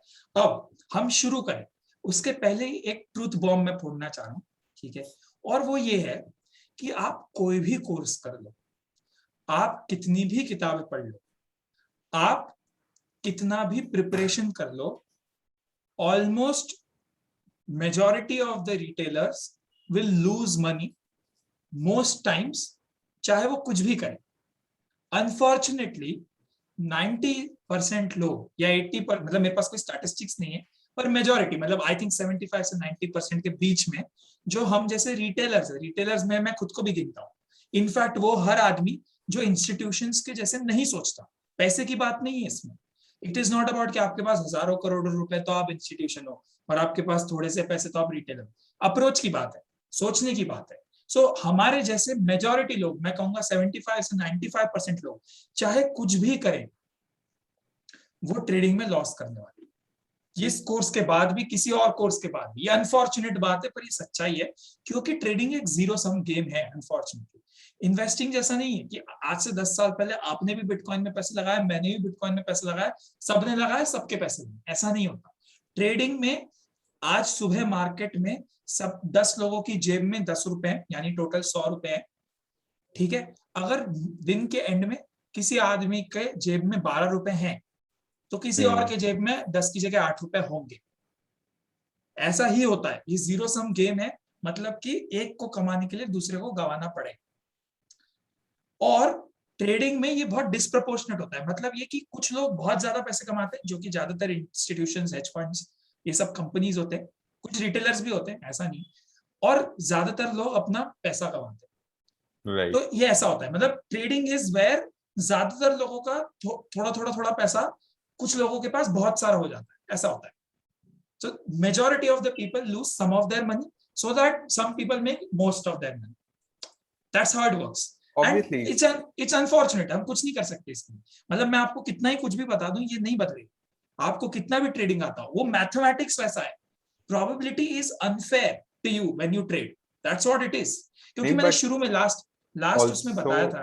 सॉरी मैं कट कर रहा हूँ, लेकिन इट इज ऑल्सो इम्पोर्टेंट ना कि अगर सभी लोग पैसा बना रहे तो सब कोई पैसा नहीं बना रहे, मतलब that's practically not possible. Exactly. अगर मैं लिक्विडेट हुआ हूं तो यानी किसी ने प्रॉफिट बुक किया है, that is how it is. Like इधर से उधर होता है, बैलेंस सभी बनेगा ना। अगर सभी बना रहे पैसे तो कोई क्यों करेगा trading? What is the incentive? Absolutely, exactly. और इसका कारण मैं बताता हूँ कि ये प्रोबेबिलिटी आपके अनफेयर, आपके अगेंस्ट क्यों है, मतलब चांसेस आपके अगेंस्ट क्यों है। क्योंकि मैंने शुरू में बताया था लास्ट सेशन के कि इन्वेस्टिंग में आपको सिर्फ डायरेक्शन देखना है, मतलब कि आने वाले 5 साल में, 10 साल में, 20 साल में ये कॉइन ऊपर जाएगा या स्टॉक ऊपर जाएगा कि नहीं, या कोई भी एसेट, मतलब राइट। आपको टाइम नहीं देखना, आपको भाई 6 महीने में जाए, 6 साल में जाए, पर ऊपर जाएगा कि नीचे ये देखना है। क्या ये गार्बेज है कि जिंदगी भर कभी जाएगा, यानी शिट कॉइन है, या फिर कब अगर इनफ टाइम दिया तो आज नहीं तो कल ये बढ़ ही जाएगा। आपको सिर्फ डायरेक्शन में सही होना, राइट। पर ट्रेडिंग में आपको डायरेक्शन में भी सही होना और टाइमिंग में भी सही होना, right.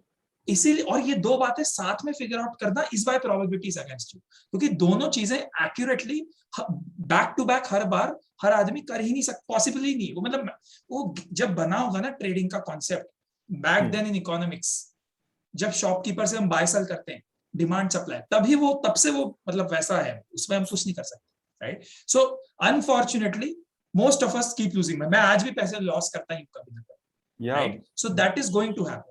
That is also a very very important point here, Samesh, क्योंकि ना जब मैं ट्रेडिंग करता था, जब मैं लेवरेज लेकर भी करता था, तो मैं रैंडमली करता था, एंड टू बी ऑनेस्ट मेरा वही था, वो एक जिद थी कि यार मेरे को हमेशा प्रॉफिट ही निकालना है, आई डोंट बुक लॉसेस, जिसकी वजह से मैं मेरा रेशियो ये था, या तो फिर आई मेक 10% प्रॉफिट, 20% प्रॉफिट, और I get liquidated. So that was my, and I remember you used to say कि हाँ यार 6:4 का रेशियो है मेरा प्रॉफिट का, and that is fairly enough for me.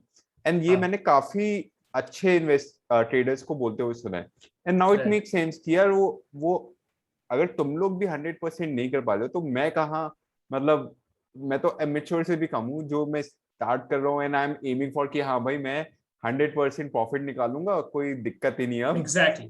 तो वो तो होना ही नहीं चाहिए। हमारा गेम ही ये होना चाहिए कि बल्कि ये अगर आपके लगातार 10 ट्रेड में लगातार प्रॉफिट होना या 20 ट्रेड में, तो थोड़ा घबराहट की बात है ये कि भाई अब कुछ गड़बड़ होने वाला है, क्योंकि ये तो this is too good to be true. वो स्कैम होते हैं ना कि इंसान कोई बता रहा है कि आपके 21 दिन में पैसे डबल वाला, तो वो अगर इतना अच्छा चल रहा है ना तो कुछ गड़बड़ है भाई साहब, आप तैयार हो जाओ, समझ रहे हो। In fact I honestly tell you, there are few traders that I have observed, जिनके अगर बहुत ज्यादा अच्छे ट्रेड्स हो जाते हैं ना कुछ, तो वो अपना ट्रेडिंग पोजीशन का साइज कम कर देते हैं, वो पैसा कम लगाने लगते हैं। उनका कहना है भाई हमने साल भर का पैसा शायद 2 ही महीने में कमा लिया, अब हमको उसको लौटाना नहीं है बस मार्केट को, तो हम पोजीशन छोटी कर लेते हैं ताकि लॉसेस होते भी रहें, तो वो जो हमने कमा लिया वो बच जाए। That is how they think, right? So आपका हर ट्रेड प्रॉफिट में जा ही नहीं सकता, जा सकता है तो मेरे भी पैसे ले लो, मैं ट्रेडिंग कल से बंद कर देता हूँ प्लीज, राइट?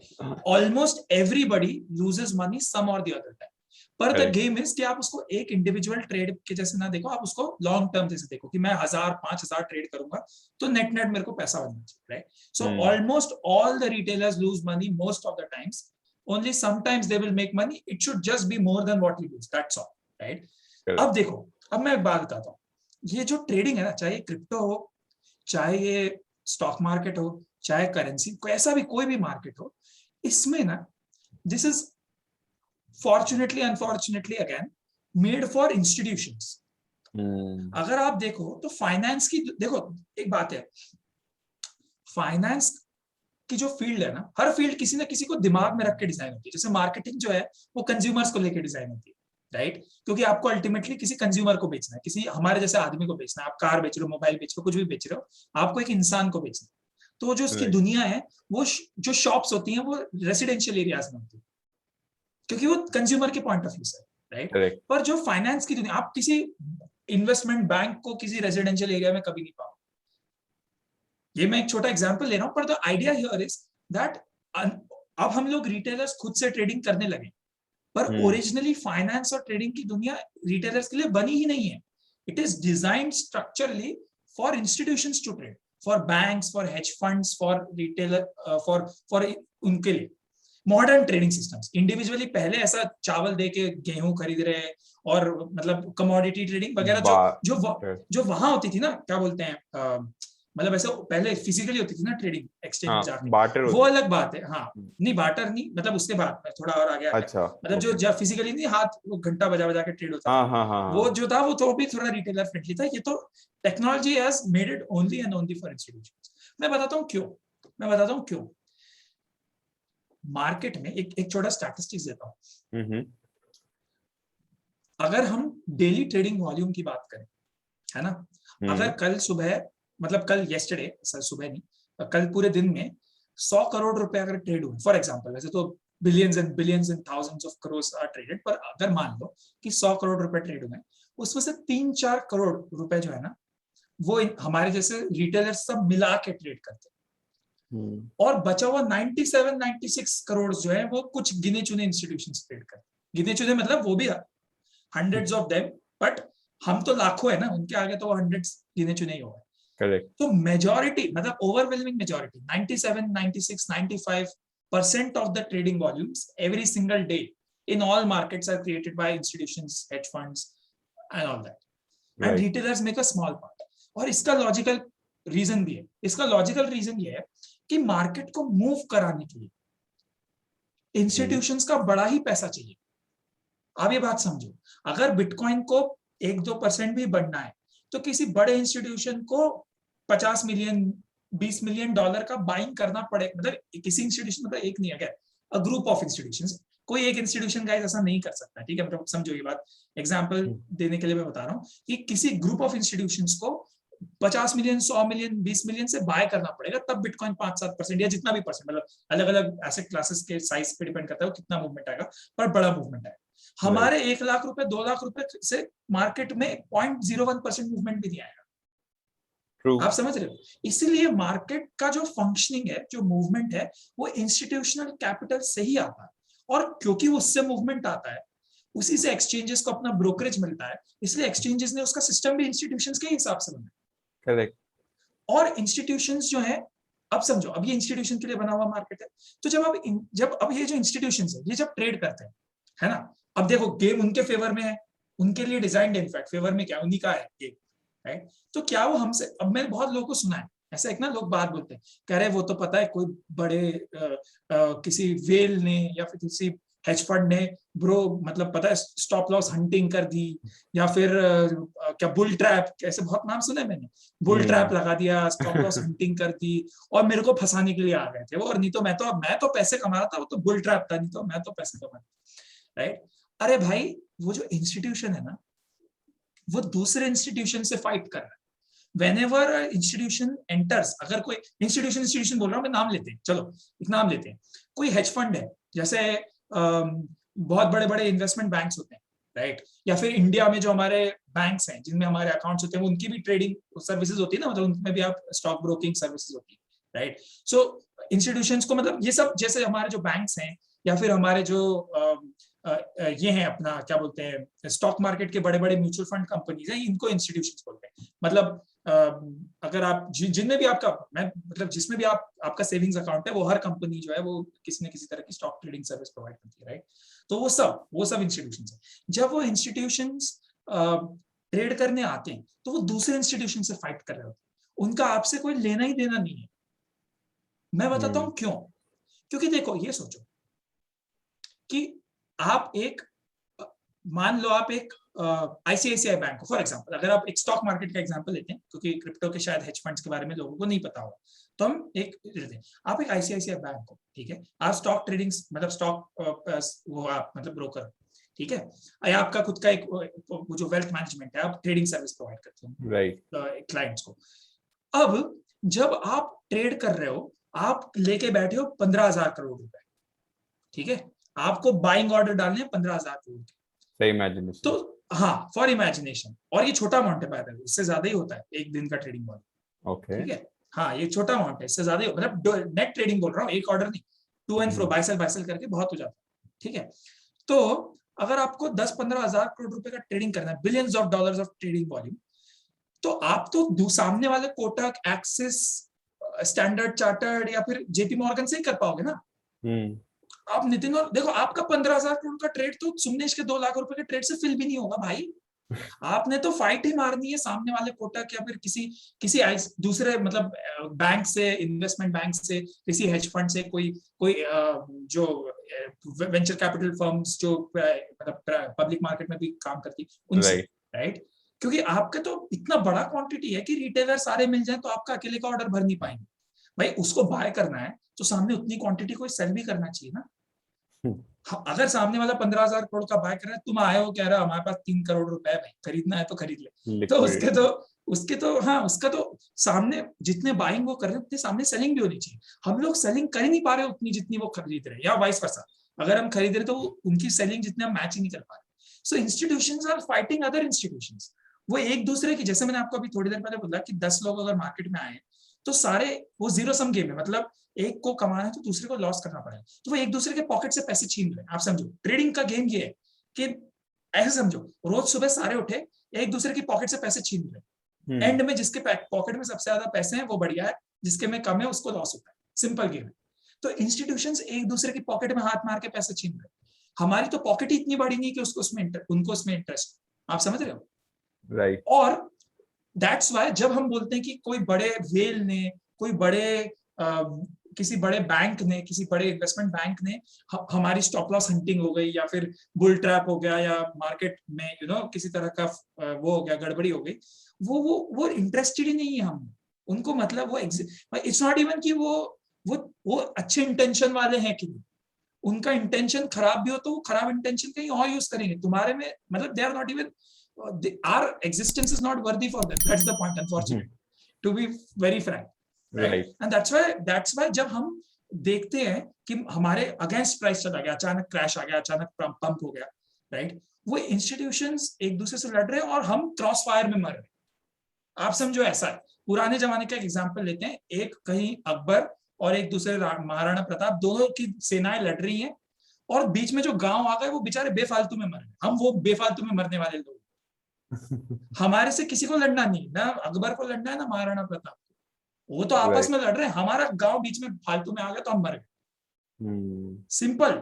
और कोई उनको हमसे कोई लेना देना नहीं है, वो अब हमारे पास कोई किंगडम ही नहीं है जिसको जीतना चाहे, वो तो एक दूसरे का किंगडम लेना चाहे, आप समझ रहे, उनको हमें कोई इंटरेस्ट नहीं। So whenever this thing as soon as, मतलब it is a very philosophical thing to say, unfortunately, not to do with mathematics at all, but this is it. जैसे ही आप ये एक्सेप्ट कर लो कि आपका कोई भाव नहीं दे रहा मार्केट में, तुरंत आप इस बात को लेके समझ जाओगे कि भाई आपको बहुत ही वो था ना, हाथी के पैर के नीचे से पूंछ निकाल लेना, है कहावत है हिंदी में, कि आप अगर if you try to defeat the elephant तो आप पक्का हारोगे। अगर आप किसी इंस्टीट्यूशन को ट्रेडिंग में आउट प्ले करने की कोशिश करोगे आप पक्का हारोगे। आपका काम ही ये है कि आप इंस्टीट्यूशंस के पीछे पीछे निकल के थोड़ा बहुत जो आप कमा सकते हो कमा लो, और वो थोड़ा बहुत भी आपके लिए बहुत हो जाए। वो लोग करोड़ों हजारों करोड़ से ट्रेड कर रहे हैं, आपको तो कुछ लाख रुपए भी मिल गए तो बहुत है ना। तो आप बस उतना सा निकाल लो। आप बेस्ट ट्रेडर बनने की कोशिश ही मत करो मार्केट, क्योंकि आप जैसे ही आप ये एक्सेप्ट कर लोगे कि नहीं भाई मेरे को तो अपना काम करना है बस, as soon as you accept that you are not the most important person, right, in the market, you become very aware about कि आपको क्या करना है और क्या नहीं, और आपका ईगो, आपका इमोशंस बीच में नहीं आते फिर, राइट। सो अब ये ऐसा क्यों होता है वो भी समझो, क्योंकि institutions are more advanced, disciplined and realistic than all of us. Advanced क्यों है? क्योंकि देखो हम तो अपना लैपटॉप लेके, अपना कंप्यूटर लेके यहाँ ट्रेड कर रहे हैं। इंस्टीट्यूशंस तो ब्लूमबर्ग के लाखों रुपए के टर्मिनल, उनके पास लाखों रुपए के डेटा फीड्स होते हैं जिससे वो माइक्रो सेकंड्स के लिए ऑप्टिमाइज करते हैं। मतलब लिटरली वो एक सेकंड पहले, एक माइक्रो सेकंड पहले, एक सेकंड में नहीं, एक माइक्रो सेकंड पहले अगर उनको कोई ट्रेड मिल जाता है उसके लिए तक करते हैं। उनने आईआईएम्स के टॉप नॉच ग्रेजुएट्स को हायर कर रखा है, लाखों रुपए सैलरी महीने की देके उनके ट्रेडिंग एल्गोस बनाते, राइट। तो उनका सिस्टम तो हमसे एडवांस्ड है ही, मतलब इसमें कोई डाउट ही नहीं। They have the best tech, they have more resources, मतलब पैसा, और इनके पास ज्यादा अच्छा टैलेंट भी है हमसे, मतलब टैलेंट मतलब in terms of employees, right. So there is no doubt about it कि they are more advanced than us, right. The second thing is they are more discipline. आपको किसी भी इंस्टीट्यूशन में ऐसा मैं, और this I will take my word on this, alright. आप किसी भी इंस्टीट्यूशन को 50x 100x लेवरेज पे ट्रेड करते हुए कभी नहीं देखो। Find me a hedge fund which trades at anything more than 3-4x leverage. मैं तो 10x भी नहीं कह रहा, 3-4x, 2-3x वो कभी नहीं करते, क्योंकि उनको ये पता होता है कि उनको एक ट्रेड से सारे पैसे नहीं निकालने, उनको तो पूरे साल भर में 10-20% रिटर्न देना। पर वो 10-20% 10,000 करोड़ रुपए देना तो 1,000 करोड़ रुपए बच जाएंगे, समझ रहे हो। हम सोचते हैं कि भाई 50x ले लेंगे, 1 लाख रुपए के 2 लाख रुपए हो जाएंगे, बात बन जाएगी। हमारी प्रॉब्लम ये, हमारे पास कैपिटल कम है ना, तो हम उसको फास्ट ग्रो कराने के चक्कर में ज्यादा रिस्की फंस जाते हैं, हाँ। और डिसिप्लिन नहीं होते। तीसरी चीज, वो बहुत रियलिस्टिक होते हैं। देखो एक और फैक्ट बताता हूँ, दुनिया का कितना भी बड़ा इन्वेस्टर या ट्रेडर हो, वो अल्टीमेटली 20-25-30% से ज्यादा लॉन्ग टर्म में रिटर्न नहीं दे पाया। वॉरेन बफेट, जो कि दुनिया में सबसे माने हुए स्टॉक मार्केट के इन्वेस्टर है, राइट, मतलब ऐसा मानते हैं कि अगर आपने 1970s 80s में वॉरेन बफेट की कंपनी में शेयर्स खरीद लिए तो आज आप मतलब अरबोपति इंसान, रिटायर्ड हो गए। हाँ, रिटायर नहीं हो गए भाई, आपने बस हो गया आपका, हाँ, आपके मतलब 7 जनरेशंस वाली बात, राइट। क्योंकि उनका शेयर $8 से $3 लाख का हो गया भाई, $8 से $3 लाख, 8 रुपीज से 3 लाख रुपीज, समझो, मतलब डॉलर अगर हटा भी दो, in last 50 years, right. So he is मतलब बहुत ज्यादा रिटर्न। पर आपको एक बात बताऊं, उसका जो ईयरली कंपाउंड रिटर्न है, मतलब के एवरेज रिटर्न है, वो 21% है, सिर्फ 21% है, पर उनने 50 साल लगाए। सो अगर आप 50 साल में 21% रिटर्न दे सकते हो तो you can make extremely high amount of money, right. तो उनको ये, और वो वॉरेन बफेट, वो आर्ग्यूएबली दुनिया के सबसे बेस्ट इन्वेस्टर है, राइट, उसमें कोई डाउट ही नहीं है। तो अब उनको ये पता है कि हम कितनी भी रिस्क लें, है ना, एक पॉइंट के बाद 20-25% टाइप का ही रिटर्न बनने वाला है, चाहे हम कितनी भी रिस्क लें।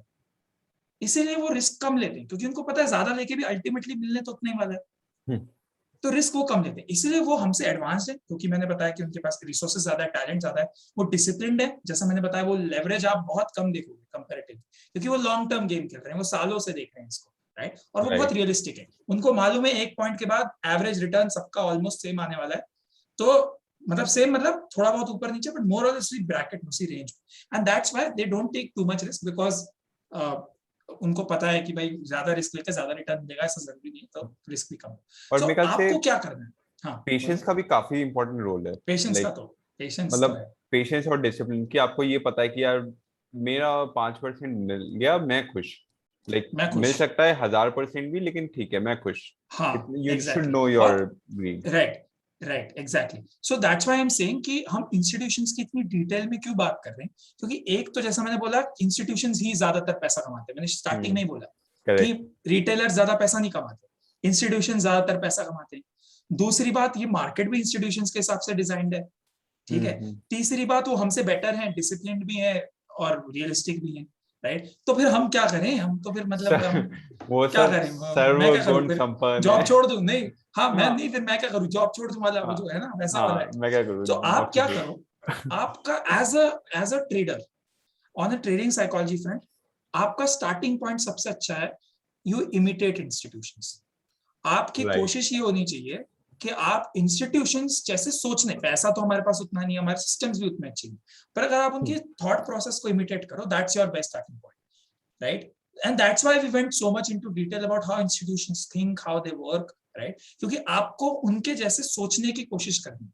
दैट्स लिटरली ट्रेडिंग साइकोलॉजी का क्रक्स। हम उसको कैसे करते हैं वो मैं ब्रीफली अभी फटाफट बताने वाला हूं, लेकिन आप अगर किसी आपके बैंक जैसा सोच पाओ, जैसा आपका बैंक सोचता है, तो आप ट्रेडिंग में अच्छा करने वाले। सिंपल बात है।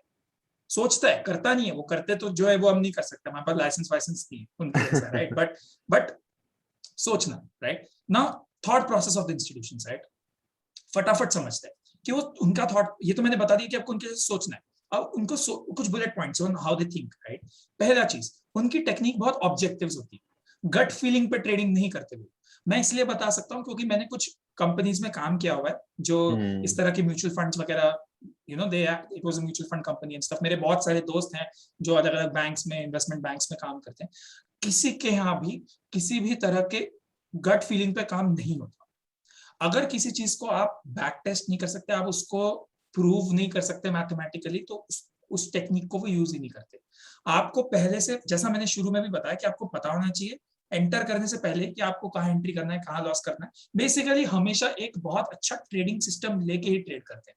इन शॉर्ट, ऑब्जेक्टिव टेक्निक्स का मतलब उनका ट्रेडिंग सिस्टम बहुत रिफाइंड होता है, उसमें एंट्री एग्जिट और सारी चीजें जो हैं वो वेल प्लेस्ड होती है, वो उनको पहले से पता होती है।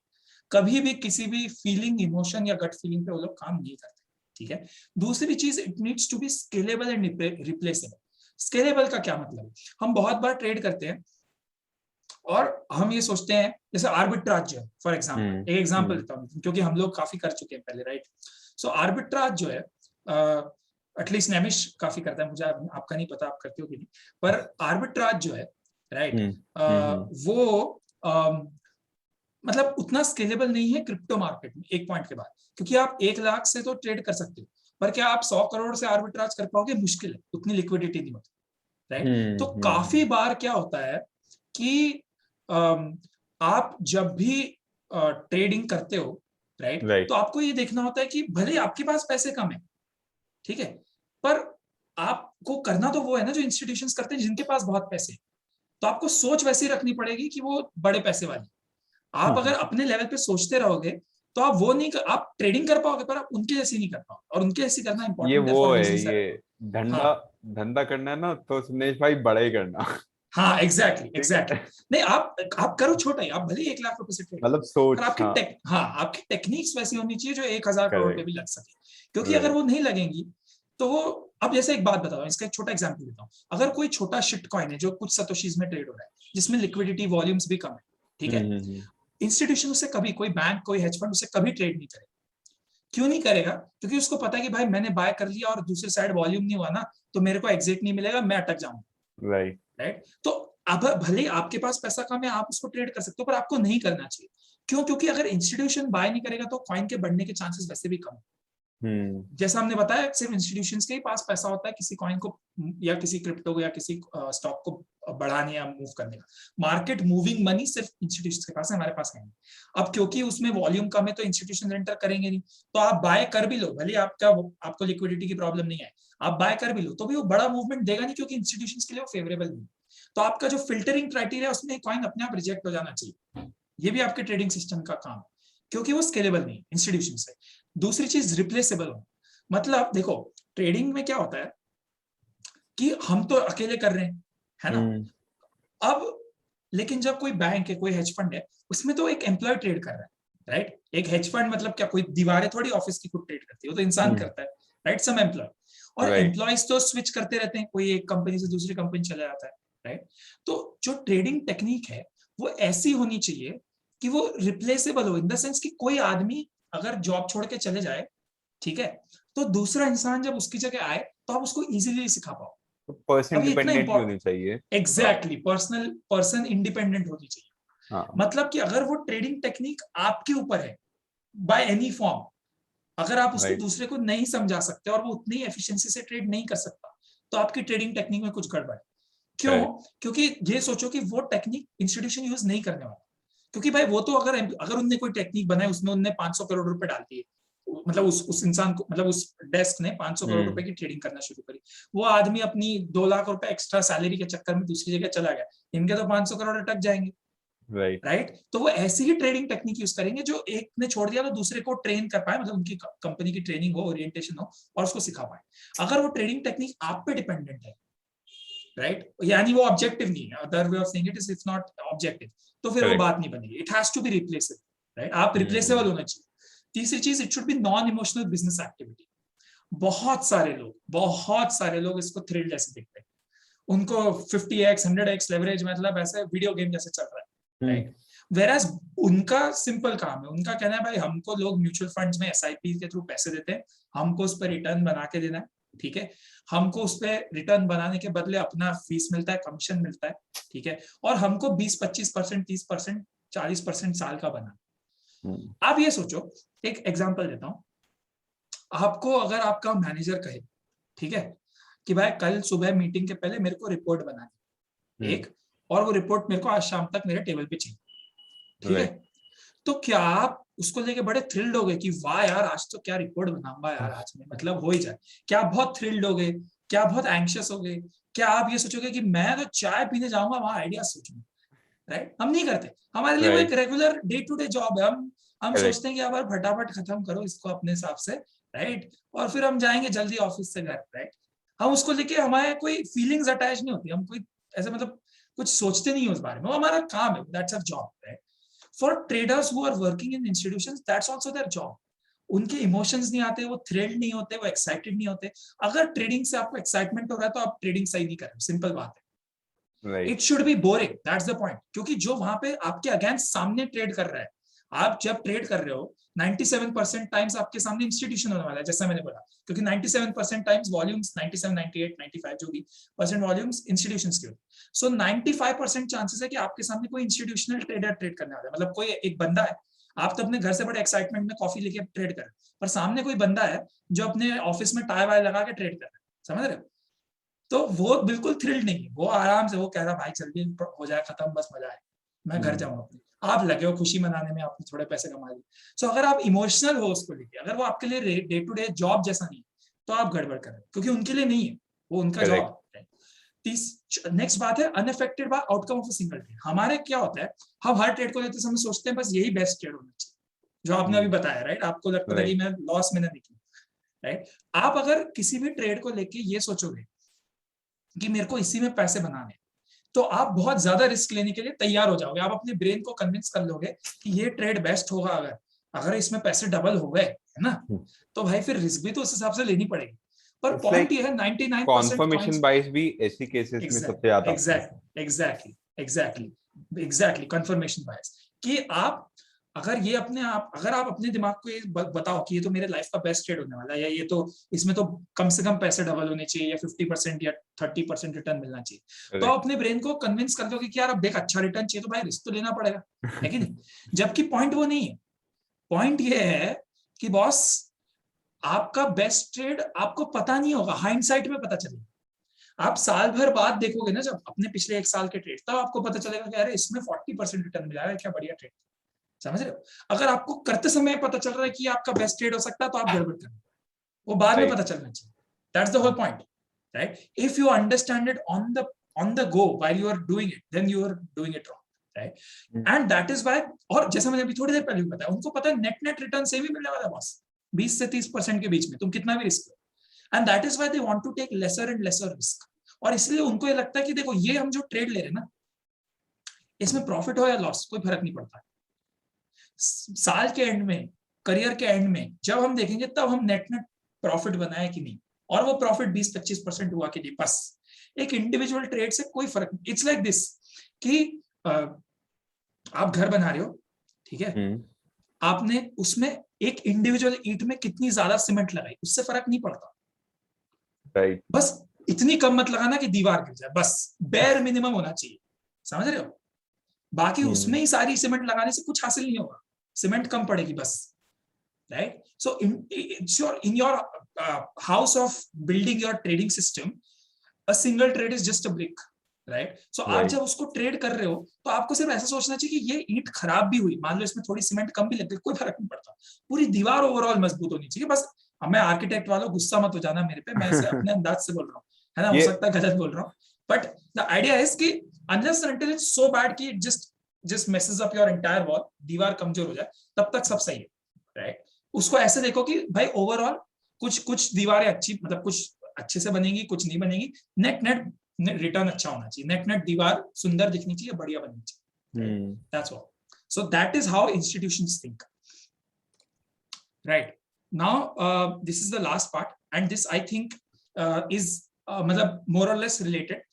इंस्टीट्यूशंस कैसे सोचते हैं वो मैंने बताया, अब मैं बताना चाह रहा हूँ कि इंस्टीट्यूशंस ट्रेड कैसे करते हैं, राइट? सो आई थिंक ये सबसे इम्पोर्टेंट पार्ट। हाँ, ट्रेड कैसे करते हैं, या ये बोलो कि आपको कैसे मतलब करना चाहिए ट्रेड, ये समझ लो इसको, यूज कैसे कर सकते हैं। हाँ। सो पहला is make the process as mechanical as possible, objective trading technique. कई आपका प्रोसेस जितना ज्यादा पहले से प्रिपेयर्ड हो उतना अच्छा है।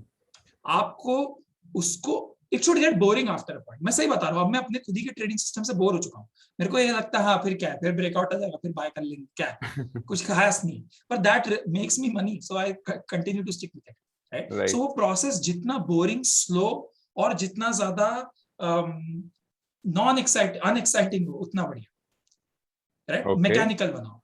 Next, take it as a job not a thrill activity, क्योंकि सामने वाले का वो जॉब ही है, he is not even taking it as a job, it is his bloody job, वो नौकरी करता है वहां, समझ रहे हो? जिससे आपको compete करना है वो नौकरी ही कर रहा है, so वो वैसा होना चाहिए। The next point is focus on thousands of trades, not a single trade।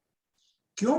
क्योंकि सामने वाला भी वही कर रहा है, एक सिंगल ट्रेड में आप पैसे बनाने के चक्कर में डिसप्रपोर्शनेट एक्स्ट्रा रिस्क ले लोगे, फिर आपको ज्यादा लॉस हो जाएगा, और आपको उस ट्रेड में अगर ये सोचो यार, एक मिनट, अगर आपने एक किसी कॉइन, मान लो आपके पास 1 लाख रुपए, ठीक है, आपने किसी कॉइन में 5,000 रुपए लगाए, ठीक है, आपने उसमें दुनिया भर की रिस्क लगा दी कि मैं तो कह रहा पूरा 5,000 का भी लॉस हो गया तो चलेगा, कोई दिक्कत नहीं, ठीक है। अगर आपने रिटर्न बनाया और वो 5 और डबल हो गए पैसे, मान लो, ठीक है, तो 5,000 के अगर 10,000 हो गए तो लॉन्गर स्कीम ऑफ थिंग्स में उससे क्या फर्क पड़ेगा, राइट? क्योंकि आपके देखो वो तो आप that entire return is also still a small percentage of your total portfolio, right? आपने 1 लाख में से 5,000 रुपए, आपका 5% रिटर्न है पोर्टफोलियो का, राइट? क्योंकि एक कॉइन में सारे पैसे तो लगानी है, हमको उसको बांट के लगाना है, ये तो हम आगे रिस्क मैनेजमेंट की बात ही करेंगे, राइट? सो आपका बेस्ट केस सिनेरियो जो है ना, वो भी आपके वर्स्ट केस सिनेरियो को जस्टिफाई नहीं करता। इसमें एक मैं छोटी सी एग्जांपल देता हूँ कि रिस्क इज लाइक, मतलब रिस्क का दूसरा देखो, रिस्क मतलब लेवरेज ज्यादा लेना, राइट? मतलब और क्या रिस्क है ट्रेडिंग में? एक ही तरह का रिस्क होता है कि आप या तो एक कॉइन में सारे पैसे लगा दो, जो तो बिल्कुल ही स्टूपिड चीज है, कभी नहीं करना चाहिए, या फिर दूसरा बहुत ज्यादा लेवरेज लेना, राइट? बहुत ज्यादा लेवरेज लेना, so over leverage is like over speeding.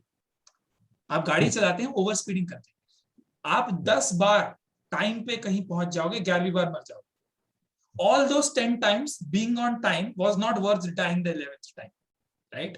उससे तो अच्छा आप 10 बार लेट पहुंचो भले, राइट? वो चलेगा, लेकिन 11वीं बार मरो, right? So this is in ये एक जाएंगे हम कहीं और, पर इसको प्रोबेबिलिटी में फैक्टेल रिटर्न्स बोलते हैं, फैक्टेल आउटकम्स, सॉरी, राइट? उसका मतलब ये है कि अगर 10 बार बेस्ट के सिनेरियो निकल भी है तो भी 11वीं बार जो वर्स्ट सिनेरियो है वो इतना ज्यादा खराब है कि उसके लिए 10 time best is still not worth it, right? So अगर आपने आपने 50x लेवरेज ले लिया, आपके लगातार 5 ट्रेड में, ऐसे सोचो आपने 1 लाख रुपए लिए, ठीक है, मान लो आपने उसमें खूब सारा लेवरेज लिया, ठीक है, आपने 1 लाख रुपए में खूब सारा लेवरेज लेके 4 बार ट्रेड किया, हर बार आपका पैसा डबल हुआ, ठीक है। आपने 1 लाख रुपए के 2 लाख रुपए किए, ठीक है, पहली बार, 2 के 4 किए दूसरी बार, 4 के 8 किए तीसरी बार, 8 के 16 किए चौथी बार, 5वीं बार पूरे के पूरे 16 चले गए, 0 हो गया। अब आपके पास वो 1 लाख भी नहीं है जो शुरू में थे। That is the problem of leverage. अगर आप लिक्विडेट हो गए सारे पैसे लेके अपने, तो जो भी आपका पहले का जो ट्रैक इनिशियल रिकॉर्ड पे था जो भी था ट्रैक सब रिकॉर्ड गया। था वो भी, हाँ, वो कोई काम नहीं आता। ट्रैक रिकॉर्ड कोई काम नहीं आता, कोई फर्क नहीं पड़ता उससे कि आप कितने अच्छे ट्रेडर थे अगर आपके पास कैपिटल भी नहीं ट्रेड करने का। सो टेकिंग एक्स्ट्रा रिस्क और over leverage is like over speeding. 10 times you will be on time, 11 times you will die. It's not worth it, right? So इसलिए रिस्क को एक ही पूरे ट्रेड में कॉन्सेंट्रेट मत करो, बांट बांट के। Look at thousands of trades. आप ये देखो कि क्या अगर आपने 1000 ट्रेड में से 600 में प्रॉफिट कमाया, 400 में लॉस कराए, पर जो 600 में प्रॉफिट कमाए उसमें जो 400 में लॉस किया उससे ज्यादा पैसा बनाए नेट नेट, तो आप अच्छे ट्रेडर हो। That's all it is, right? And the last and most important thing is track institutional activity. आपको इंस्टीट्यूशंस जैसे सोचना ही नहीं है, उनको ट्रैक भी करना है, उनके पीछे पीछे भी रहो। और वो कैसे करोगे? Based on volumes and price. अब इंस्टीट्यूशन आगे बताएगा तो नहीं कि भाई देखो यार, मतलब है ना, हम आज ये खरीदने वाले हैं, ऐसा तो कोई नहीं करता है ना? But how do you understand? You understand looking at volumes. अगर सडनली कहीं वॉल्यूम स्पाइक होने लगे, कहीं प्राइस बहुत तेजी से बढ़ने लगा, तो वो इंस्टीट्यूशन एक्टिविटी। इंस्टीट्यूशंस ट्रेडिंग की बात में ऐसी होती है, वो ट्रांसपेरेंट होता है। इंस्टीट्यूशंस जितने बड़े हजारों करोड़ों लाखों करोड़ों के कैपिटल से ट्रेड करते हैं ना, वो चाह के भी अपनी एक्टिविटी छुपा नहीं सकते। देखो नितिन भाई, मैं और आप ट्रेड करेंगे, कुछ लाख रुपए लगाएंगे, है ना, या कुछ हजार रुपए लगाएंगे, है ना, तो हमारे बाइंग करने से वो एक्सचेंज के कैंडल्स में, वॉल्यूम्स में दिखेगा भी नहीं, किसी को फर्क नहीं पड़ रहा।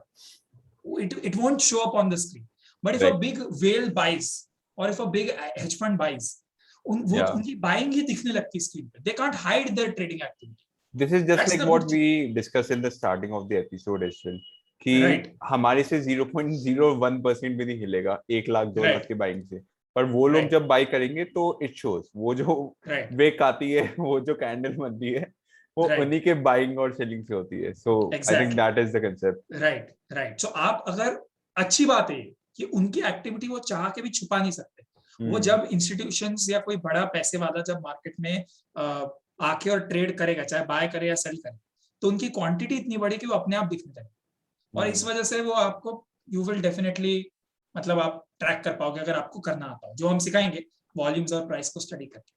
सो I think that is how you should think about it. Bottom line is have realistic expectations. हजारों ट्रेड में पैसा कमाने के बारे में सोचो, एक में नहीं, क्योंकि एक में आप ज्यादा रिस्क लोगे, कुछ हासिल होगा नहीं उससे। दूसरी बात, avoid grid and fear. Don't rely on yourself. हम इमोशनल होते हैं, हम लास्ट मोमेंट पे अगर हमें लास्ट मोमेंट पे डिसाइड करना पड़े तो हम कुछ ना कुछ गड़बड़ी करते हैं। इसलिए सिस्टम पहले से ही बना के रखो, तो आपका ग्रीड और फियर नहीं आएगा। अगर आप खुद पे रिलाई करोगे ना डिसीजन लेने के लिए, तो आप ग्रीड और फियर और इमोशंस में आओगे। अगर आप मैथ्स पे रिलाई करोगे, आप अपने पहले से डिसाइडेड मेथड पे करोगे, तो आपको फर्क ही नहीं पड़ता ना। अगर आपने order already stop loss target लगा के रखा है, तो फिर आप क्या सोचते हो इससे क्या फर्क पड़ता है? अब तो आपने लगा दिया, अब या तो स्टॉप लॉस हिट होगा, आपको छोटा सा लॉस हो जाएगा, या टारगेट हिट होगा, आपको पैसे बन जाएंगे। अब आप क्या सोचते हो इससे क्या फर्क पड़ता है? अब ऑर्डर तो लग गया, right? And last thing is always always always trade with a stop loss. Stop loss is your friend, stop loss is your friend, never enter without. वो तो बल्कि आपको एक मौका दे रहा है। स्टॉप लॉस कह रहा है, दोस्त तुझसे गलती हो गई, मैंने तेरा हाथ पकड़ के तेरे को उठा दिया, कोई बात नहीं, फिर से दौड़ेंगे। वर्सेस अगर आपका स्टॉप लॉस ना होना, तो आप एक ही बार में गड्ढे में गिर जाओगे और फिर आप बाहर भी नहीं आ पाओगे। So always trade with a stop loss. I have never seen an institution take a single trade without a stop loss ever. कोई ट्रेड, या मतलब किसी ना किसी तरह की हेजिंग करते हैं, कुछ मतलब रिस्क मैनेजमेंट होता है। स्टॉप लॉस नहीं तो आप ऑप्शन से जो जैसे भी, पर किसी ना किसी तरह का उनका डाउन साइड डिसाइड होता है। उनको ट्रेड एंटर करने से पहले पता था कि वर्स्ट केस में इससे ज्यादा पैसे का लॉस नहीं होगा, right? So that is how they trade. So this is how you should think about it. Always think about how people with a lot of money are going to trade, and think that way and trade like that. That is the biggest lesson here. Thank you, Samnesh. That was like, मतलब हमने सीखने के साथ में कितनी सारी analogies भी सुनी है, मतलब यार like your concepts are so clear and I don't know man, मतलब ये तो मेरे ख्याल से हमारी कम्युनिटी को भी काफी पसंद है जो आप तर्क देते हो ना। That is like one of the best part of it. It just helps. Yeah, it does. I'm pretty sure यार guys, तुम लोग भी बताना तुम्हें कमेंट में कि कैसा लगा सुनेश का पढ़ाने का तरीका, and also let us know कि तुम लोग क्या सीख रहे हो, कुछ सीख पा रहे हो, is it helping you or you're liking it. Either way, subscribe कर लेना चैनल को, बेल आइकन दबा लेना, ताकि तुम इस सीरीज की बाकी वीडियोस को ना मिस करो। हम मिलते हैं आपको नेक्स्ट वीक नेक्स्ट वीडियो में। तब तक के लिए bye bye Sunesh. Bye. Thank you for tuning in and thank you for watching the whole video. इसके अगले वाले पार्ट में हम लोग ये सारे टॉपिक्स कवर करने वाले हैं, so make sure that you subscribe and you watch this video when it is released. I will see you in the next video. जय ब्लॉकचेन।